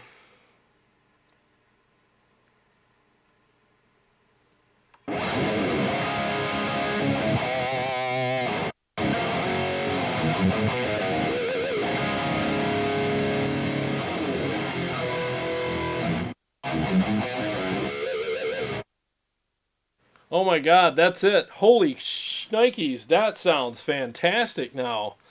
Wow, dude, thank you so much, Jay. Everybody thank Jay for this one. I didn't know. I didn't know you had to pan them hard left and right. You know what's funny is normally when I hook stuff in stereo into this board, I select stereo, but I didn't do that on this one. So, because of that, I didn't have them panned. So, dude, this sounds great now. Holy crap.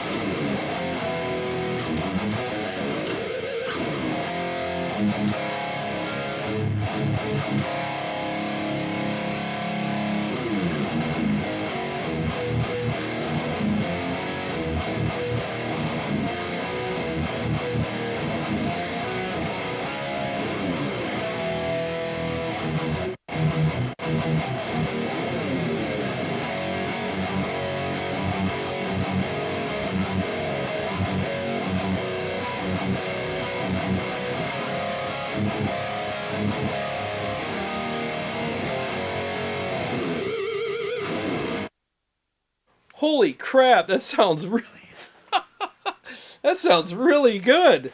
Wow. Okay, I'm back on board with the twin tracker now. Thank you, Jay.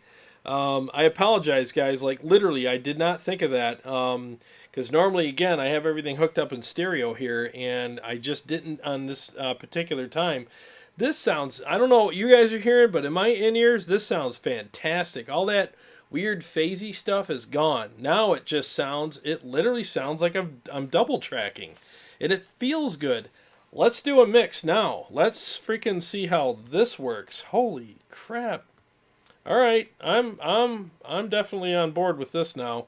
All right, so Jason, you're just in time to, you bypassed me doing this wrong, and now you're witnessing me doing it right. And I hope I play this right now. Here we go.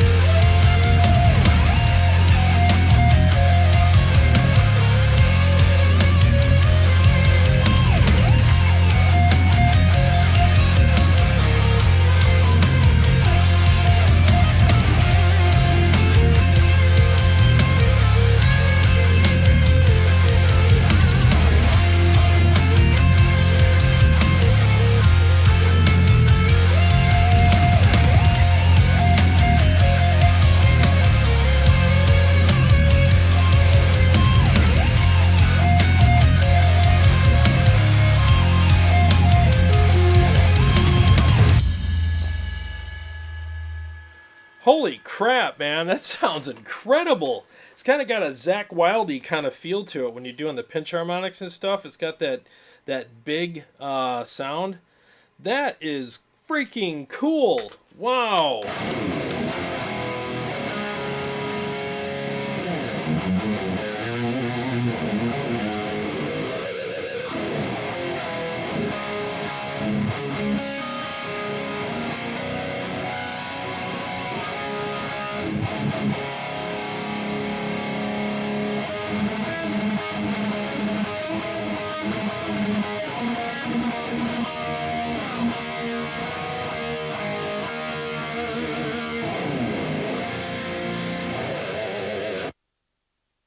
All right, let's play with this for a second. Thank you, Jay. Everybody, I wish I could super chat you, Jay. I owe you a beer and then some. Jeez, that is cool. All right, so now let's mess with the tightness. Let's see what we got.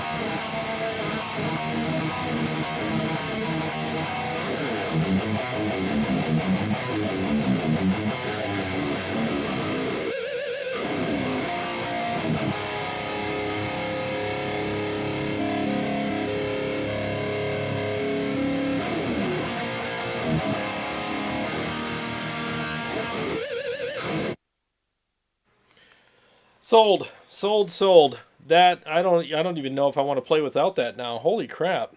Here it is without it now.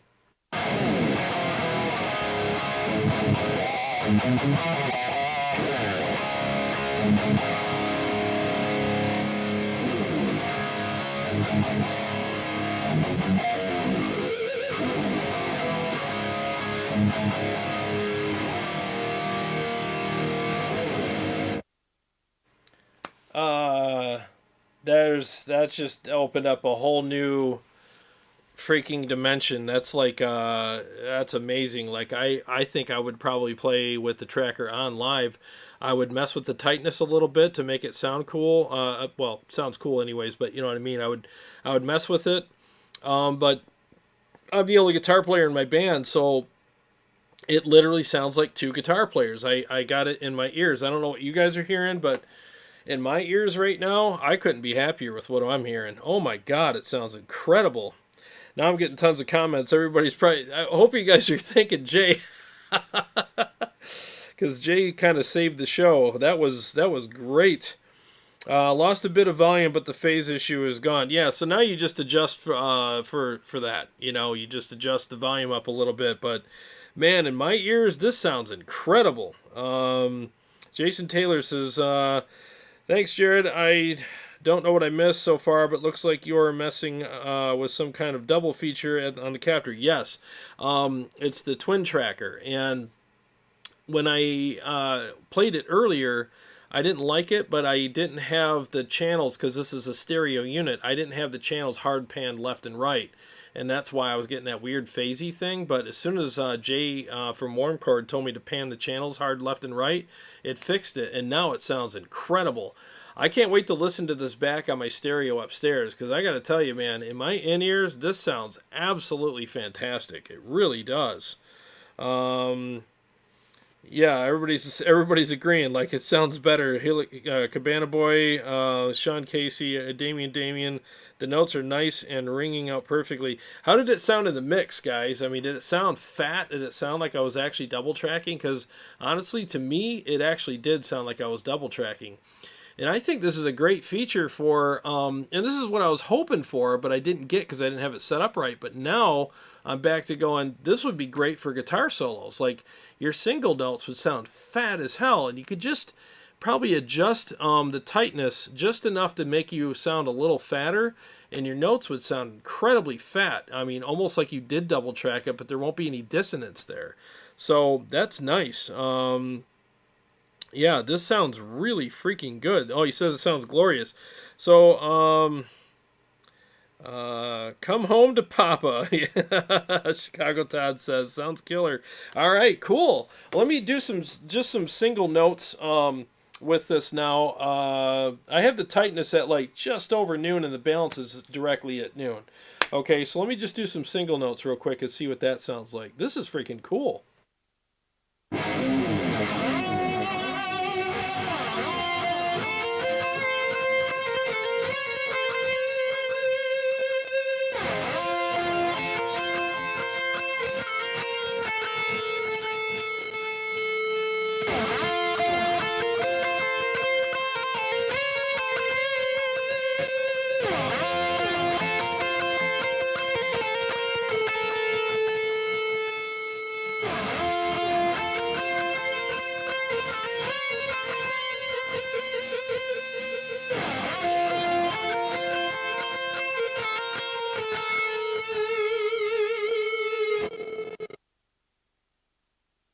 hear that gate kicking in at the end. Dude, I'm telling you, like, even single notes, like solos, sound incredible on this. Just so good. Wow. Oh, man. This is, it's like, it's weird. It's almost so good. It's like you wonder how you ever played without it. You heard I did back and forth. Like, when I go like this, it's on, this is off. So, like, it really sounds freaking incredible. I'll do a little more for you. So it's on right now, and I'll do the same passage on and off with this, okay? Give me a second here.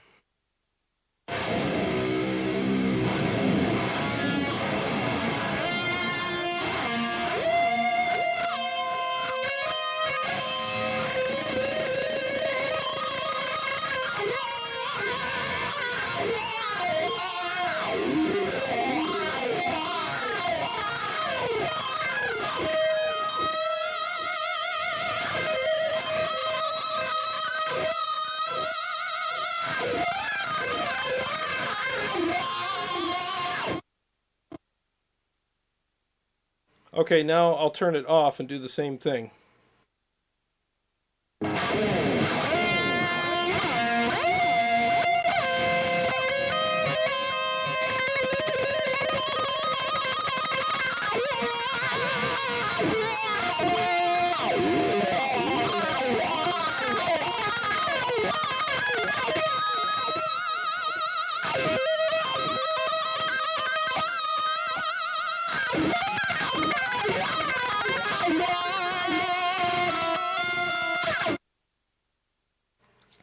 Yeah, it sounds, I don't know what you guys are hearing, but it sounds, I mean, both of them sound really good. Don't get me wrong, the tone's great both ways, but man, there's just something about that twin tracker, man. It just sounds huge.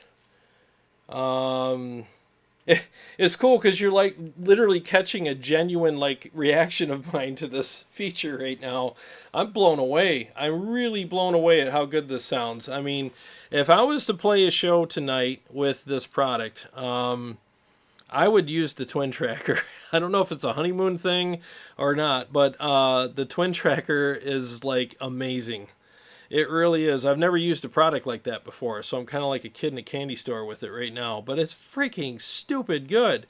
How does it sound on your guys' end when I did the single notes? Let's see. Warm Core says, I want one for myself. What a great feature. I'm so glad you know what, guys? I'm so glad that this is why I do live streams, because I make mistakes. And then what I love about this community here is that people will correct me and say, and give me advice, like what Jay just did. Like, hey, try this and try that.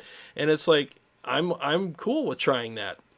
And I try it, and like right here, this took a feature that I could just, I don't need it. You know, like I said earlier, I don't care. I wouldn't use it anyways. And now it sounds so good. It's like, I kind of would use this. I would totally use this. And if you, my battery's dying on my iPad here. Let me just, bear with me a second. But, I mean, if I was tracking right now an album, you know, and especially for, like, you know, just some backing tracks or whatever, and I needed something quick to do, I would totally use this feature and not feel like I'm cheating anybody out of good sound. I think it works really freaking well. And you just adjust the tightness to what you need, and it works perfectly. What a great handy feature. I mean, seriously, that is super handy. Okay, so Chicago Todd says, based on what you are saying, this device seems like it has exceeded your expectations. So awesome when that happens. Now you're right, dude. It has totally exceeded my expectations right here. Like before this, I was like, this is a great product. I love all the features, the EQ, the enhancer, the reverbs are cool, the different cab emulations, the fact that you can use IRs, it has MIDI, you can, you know, what was I going to say? Oh, you can have presets right on here, so you don't have to use the software if you don't want to. You can just switch through 6 different presets on the unit itself, or switch through a myriad of them with your phone or iPad. It has software that works with Android or Apple. and it sounds fantastic. It feels great. It has stereo or mono. I mean, just so many great features. All the different cab emulations, the mics, the fact that it lets you use IRs. And then now the twin tracker, which I was completely going to overlook because I couldn't get it to sound good because I'm a freaking idiot. Now that Jay helped me dial it in properly by, hard panning the channels, holy crap! Seriously, man, this isn't just a home run. This is literally someone just knocked it out of the park, and the ball went through the windshield of the drunk, obnoxious guy that's pissing everybody off in the bleachers. That's how good this is. So, if you guys are on the fence about this product, and again, I bought this. No one sent it to me for a review. This is mine, and I bought it on a whim and figured, I'll try it out for my Kemper profiles. But this has, like what Todd said, vastly exceeded my expectations. If you're on the fence about this product, get off the freaking fence. It's amazing. It really, really is. And what you witnessed tonight live with me was me literally having a genuine interaction with the twin tracker and learning about that tonight. And thank you again, Jay.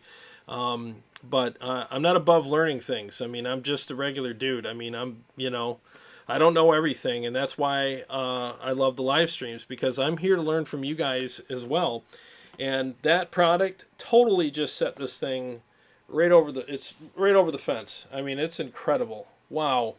And it doesn't feel weird. Like, I'm a big feel guy. Like, when I play stuff, let me scoot up to the mic here. When I play stuff, feel is very important to me. And with the twin tracker on, it does not feel awful to me at all. It doesn't feel any bit different at all. It feels really good. I don't feel like I'm playing through a latent product, When I had it hooked up wrong, I mean, yeah, it felt a little weird and it had that weird phasey thing. But now that it's right, it literally does feel amazing. And you can tighten it up. So I got the tightness, like right now it's just over noon. Let me bring it down, put it a little tighter.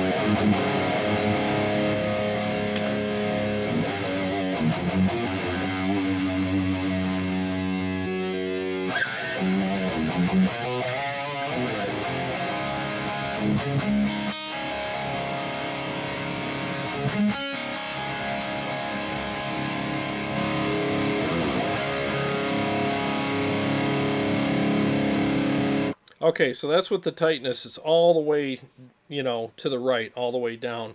And I'm going to bring it up to 9 o'clock, noon, 3 o'clock, and all the way up. Let's see how that goes.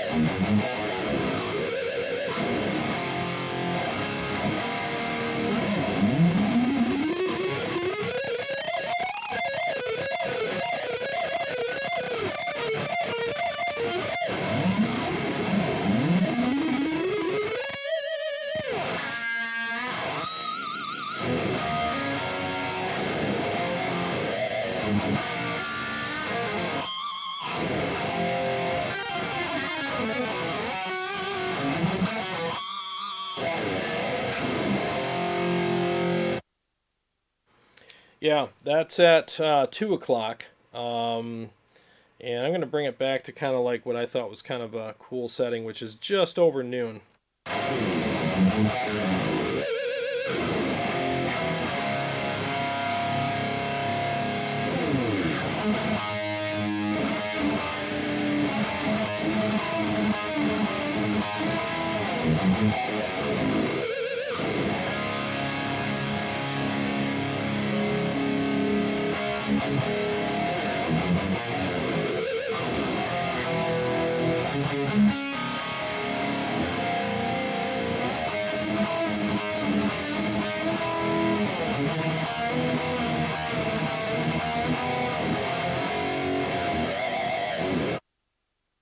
Okay, so depending on the mix, the room, whatever you're dealing with, I mean, there's plenty of settings, and honestly, they all sound good. Even if you go super loose with it, it still sounds pretty freaking good. You know, now here's the thing. That's why I was playing some weird stuff like single notes and whatever. I didn't really plan on it, so I had to just kind of wing it. But like the staccato-y, something like that, you'd probably want it a little tighter, and then something like just big chords where you just write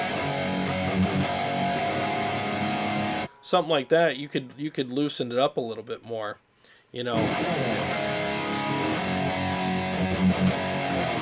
So yeah, if you're kind of more of a just playing chords kind of guy, you can loosen it up and it'll just sound huge. But if you're doing a lot of staccato-y stuff mixed with chords, you wanna bring the tightness back to like noon, or maybe between noon and 2 o'clock a little bit.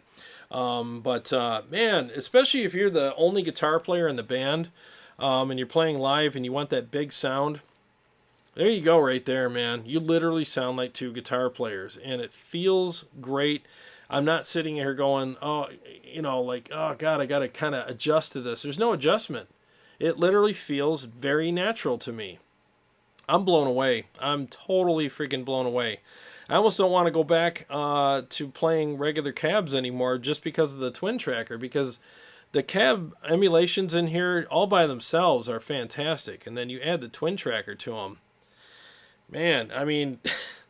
I know I'm gushing a little too much about this, but I mean, I've never played through anything like that before. So I've heard videos, like there's different pedals that do it and stuff, and they sounded cool in the videos, but you know, but witnessing it myself with this and maybe their version of it for Two Notes is better than the pedals I heard. I don't know. I haven't compared them, but that is an absolute really, really cool like trick in the bag right there.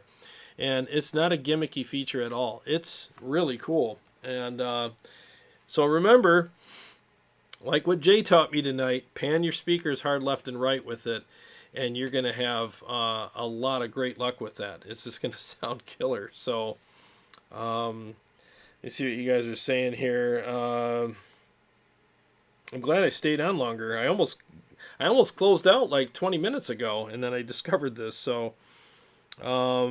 Christopher, that sounded killer. Thanks for another awesome evening hangout. Always look forward to them. See you next stream. Stay safe, healthy, and awesome.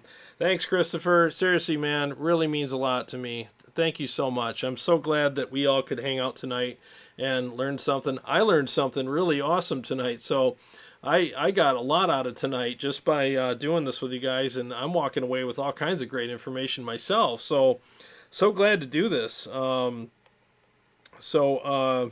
Yeah, you're right. It did sound killer, too. I mean, what I'm hearing in my in-ears right now is freaking awesome. It really is. Chicago Todd, I love this riff. Thank you, man. Let's see here. Warm chord. I want one for myself. Yeah, you got to get one, Jay. These are cool. Let me get back to, yeah, it has a nice stereo effect, Sean Casey says. No, it really does. The stereo effect on this is legit. It sounds really good. Let's see here. Chicago Todd's thanking Jay. Yeah, seriously, thanks a lot, Jay. I owe you a beer at least. Warm Chord says, how does it feel with the twin tracker? It feels totally natural. You know, and I know I'm being redundant. I already kind of covered this, but I'm just reading your questions now. But it feels very natural. I'm making zero adjustments, or at least if I am making adjustments, they're so subtle and subconscious, I'm not even thinking about it. I don't feel anything weird at all. So there, it's great. And I'm playing solos. You know, usually like with chords, it's like, yeah, I can do that. I played a whole solo with it, you know, and a pretty difficult one at that. And there wasn't 1 second where I was like, oh, I don't know if I could do this. It sounded killer, and it felt great too. So, let's see here. Jason Taylor says, Tone Wars, is there MIDI to control the tightness and other... Keeps jumping here. Is there MIDI to control the tightness and other parameters on a per song basis? Great question. And there is MIDI. I don't know how in depth the MIDI is. I don't know if it you know, changes tons of different things. But here's the thing. This is I'm guessing here, so I could be wrong, but I'm kind of thinking this is a pretty logical product so far. So let me just take a stab at it. I'm guessing the MIDI will change minimally. It'll change presets for you. So what you can do is you can set each preset up with the twin tracker on or off, and you can also have it set up with the tightness in different variables and save each preset as something, you know, you can name them whatever you want, you know. So you can call it twin track tight, twin track loose, twin track 2 o'clock, twin track 3 o'clock, you know, whatever you want to call it. And every time you hit a command on your Helix or any other digital device, it'll send a command and change the two notes to whatever you know you want there and whatever you've dialed in. So part of this whole preset is the twin tracker. Okay, so I can save this with the twin tracker on or off, and whatever the balance, and tightness settings that are associated with that preset, it'll save with those too. So I'm going to take a guess and say yes. And it comes with the MIDI. It's like a dongle, I guess. It's got the MIDI on one end and a little jack on the other. It comes with that adapter, so that's cool. You don't have to buy it separately. I really, hats off to Two Notes. I mean, they really couldn't have done a better job. And I loved it even before I got the twin tracker dialed in properly. But now that I got it dialed in properly, it's like a killer bonus feature that I'm going to use a lot. In fact, if I ever use this live, I'm probably just going to go ahead and have it on when I use it live on the channel, because I mean, why not? It sounds incredible, you know. So there's no sacrifice for it either. Damien, let me see here. Catching up to you guys. Chicago Todd, this has been a really cool live stream. Love seeing real reactions, both good and bad. Hats off, Jared and Jay. Rock on, guys. Thank you so much, Todd. Seriously, and it was kind of fun experiencing that in front of you guys so that we could like have a real reaction for it, right? And just be genuine about it. So, yeah, it's really cool. Yeah, just got a new toy. That's kind of what it is, right? Oh, it does this. Damien says, I sold mine last week for 100. You sold you had a I must have missed another message you had here. What did you sell, Damien? Yeah, anyway, so yeah, I really think this is awesome. Let me now that I got this all dialed in and stuff, let me do one more mix, and I'll hang out for another minute or two, and then we'll call it a night. So, so I got this dialed in here.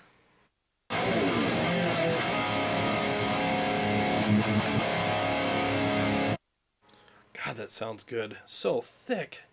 Let me pull up a mix here. I can only do so many with this particular guitar. So we'll do, I already did this earlier, but I'll do it again. Catacombs. All right, here we go, guys.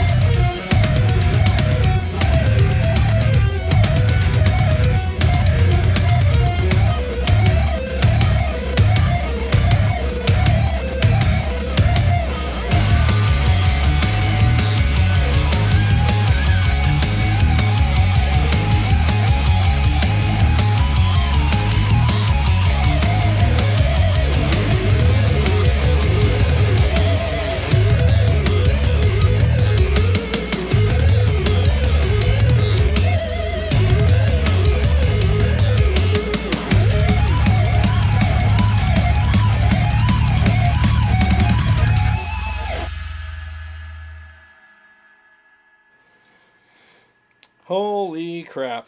Yep. Sold. That's just so much fun.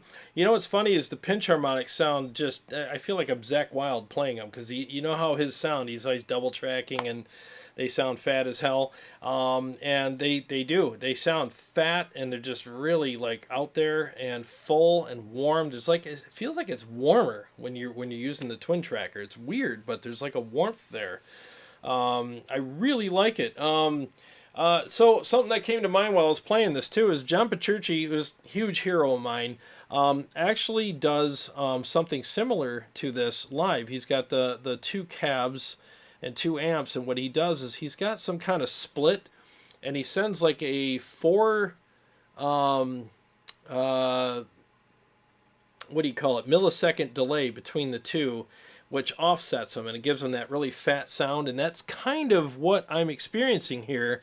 So now I totally get why he does that, and you can watch videos of his rig setup, and he'll actually talk about that, how he does like a 4 millisecond split between his two amps, and it gives him that weird kind of stereo separation kind of thing, and his tone live is so huge, and now I know why. So if I okay, so I had reasons to bring my amps with this product anyways when I was going to go play live, because I'm like, well, hey, now I don't have to bring the cab anymore. I can bring the Captor X, go direct, and I don't have to worry about bringing a cab. I got direct. I can split the signal, go to my in-ears, and go to the front of the house, pick any amp, pick any mic, speaker, whatever I want.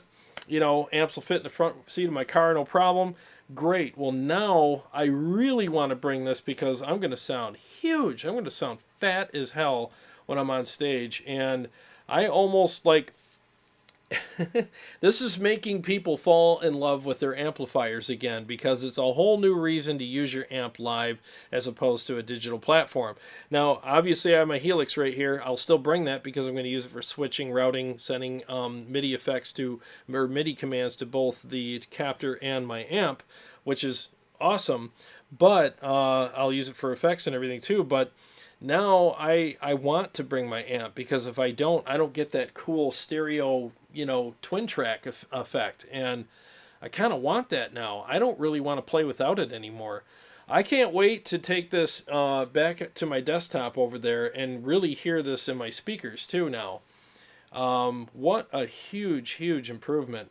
Yeah, like I said, if you're on the fence and you're tired of like you know, taking, you know, amps, cabs, and all that stuff to a gig, and you want to bring something that would be save you a ton of time, space, and aggravation, but also you sound like two guitar players, and it feels fantastic. It sounds fantastic.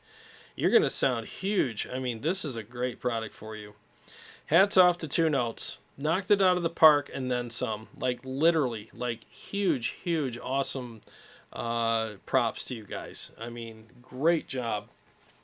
I can't say enough good things about this. I really can't. You know, if there was ever a perfect product, this is it. I would rate this 10 out of 10, big time. No, I'd rate it like 11 out of 10, because I was 10 out of 10 before I got the twin tracker working. Now that I got the twin tracker working, totally 11 out of 10. Big time. Chicago Todd says, I love being part of this community. I look forward to this virtual group on Wednesdays and Sundays. Keep it going. This is a lot of fun. And 98% of the people are like-minded. Awesome, dude. Thank you so much. It's always a pleasure having you here, Todd. Todd, you've been a great support and have helped me quite a bit with great feedback on my profiles, and hooked me up with that link to the Neural DSP product. So I really appreciate that. Damien says, I sold my Two Notes Captor for $100 last week. Am I reading that right? Holy crap, dude. That's nuts. Why didn't you call me? Did you get the Captor X? Because I know they have other products. So did you have the Captor X and you sold it for $100? Jason Taylor, since I was late, I didn't hear if you were using a Two Notes cab or your own IR. Can the twin tracker work with third-party IRs? Yes, I'm using the official Mesa cabs that Mesa made for Two Notes. You got to buy them separately, but they're very affordable. They were half off, so I got them for $8 a piece, and I bought a bunch of them because they're killer.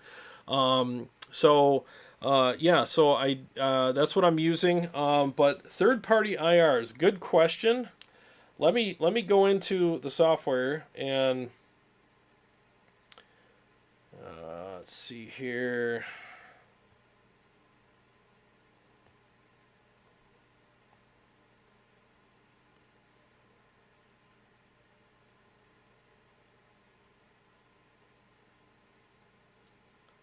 It's a little different here. It's at the cabs. Okay, it's at the bottom.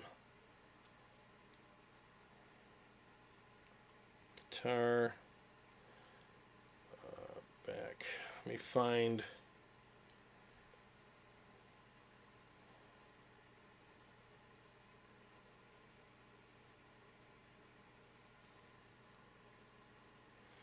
I gotta find the impulse responses here. Give me a second.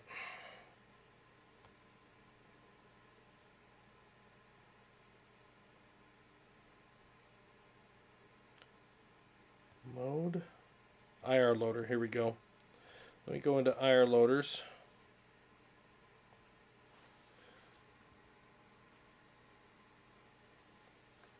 Okay. Alright, so I got IRs in here now. And let's see what it sounds like with the twin tracker's on. So let me turn it off. And I'll play and then I'll turn it on.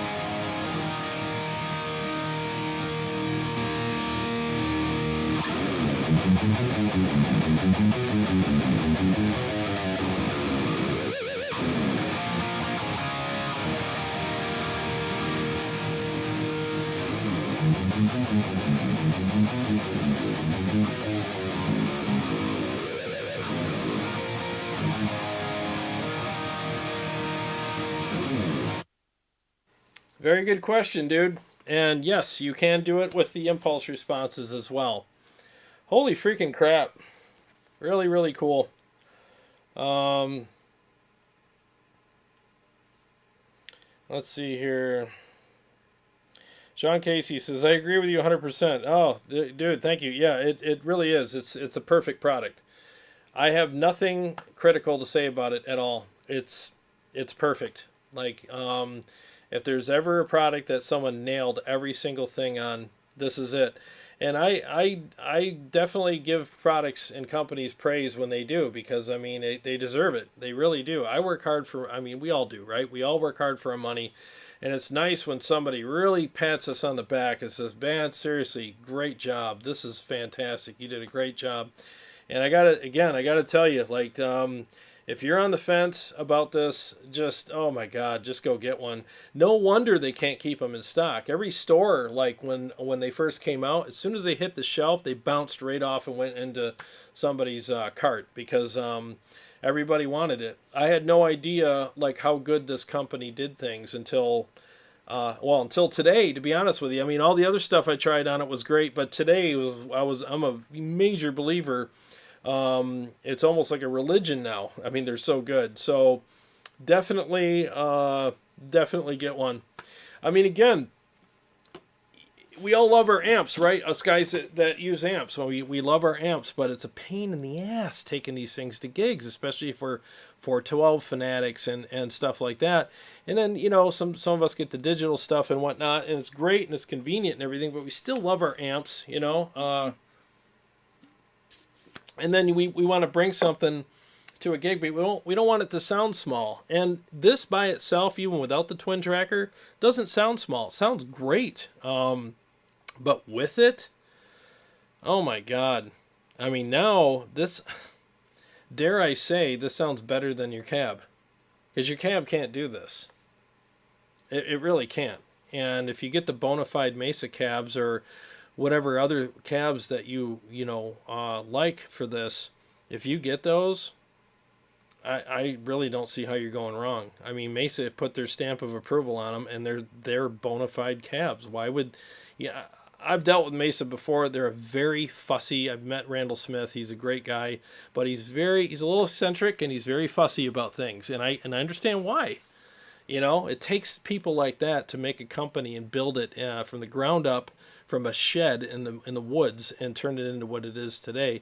It takes somebody that's fussy and nitpicky and hair splitty and make sure that everything's perfect. I mean, it takes a special kind of person to do that. And for him to put his stamp of approval on these cabs means a lot. Get these cabs and split them with the twin tracker, and you never look back. Seriously. Take the rearview mirror right off your car and just throw it in the trash. You don't need it anymore. This is freaking killer. Jason Taylor, thanks so much for the super chat, man. He said, awesome. I definitely need one of these now. Thanks again. You're welcome, buddy. You're welcome. That's what I'm here for. I want you guys to get into good gear. I really do. I get really excited and passionate about good gear, as you saw tonight. And if I love it, trust me, you'll know. I mean, it's obvious. If I don't, you know, I'll tell you what I like and what I don't like about it, and be as respectful as I can. But this is one product that, if you have an amp, buy it. I mean, if you have an amp, you need this. It's not even it's not even something you want. You need it. It attenuates, and you can go direct with it, and it'll sound better than your cab. Can you believe I'm saying that? It sounds better than your cab. It does. It's just incredible, you know. Chicago Todd, thanks, bud. Love being part of this community. Thank you so much for the super chat. Thank you very much. It means a lot. He says, is that twin tracker trademark feature or something that could be foreseeable built into Kemper or Helix? That's a very good question. I think the twin tracker is probably their version of something that is already out there. Maybe their version is trademarked, but there are a couple of pedals. I think it's called the Mimic, and there's one other one that I've seen Henning and other people do reviews of. And I had, you know, my Bluetooth in, washing buildings or houses or whatever I do, you know, during the day, listening to this stuff. And I thought it sounded pretty cool, but I didn't play it, so it's hard for me to really tell you how it compares to this. But all I can tell you is this feature on this is totally perfect. It's amazing. I can't wait to watch this episode back. I'm going to fast forward right to this part, right to the parts where I play it, and I can't wait to hear how big it sounds on my stereo upstairs in my home theater room, because if it sounds anywhere near what I'm hearing in my ears right now, I'm going to be really pleased with it. You know, and that's why I can't emphasize enough, like, if you guys really, I mean, obviously, if you have a home theater room and you're watching this on your TV, I mean, yeah, you can't beat that. But computer with monitors, of course, that's great too. But if you're watching on a phone or an iPad, get these in-ears, because you'll be experiencing exactly what I'm experiencing. Because I don't EQ my in-ears. There's no compression, EQ, nothing on them. I leave it raw because I want everything to be very natural and organic sounding on them. And if it sounds like crap, I don't want to tweak my in-ear monitor to make it sound good. I'd rather tweak the product, you know, because I want to be honest with you guys about what I'm hearing and feeling here. So that way you can hear exactly what I'm hearing. The KZ AS10s, I haven't been as diligent as I should be regarding putting that link in the videos, but it's definitely something you should consider getting. They're like $60 some, and they're worth every penny. They sound amazing. Okay, so Warmcore says the twin tracker is a sample delay effect. Kudos to Two Notes for incorporating it into the hardware unit. But any DAW does this. It's a great studio trick. Oh, awesome. Yeah, I wonder if people do it differently, though. You know what I mean? Because there's like different pedals that have it, and maybe there's like a quality difference. I don't know.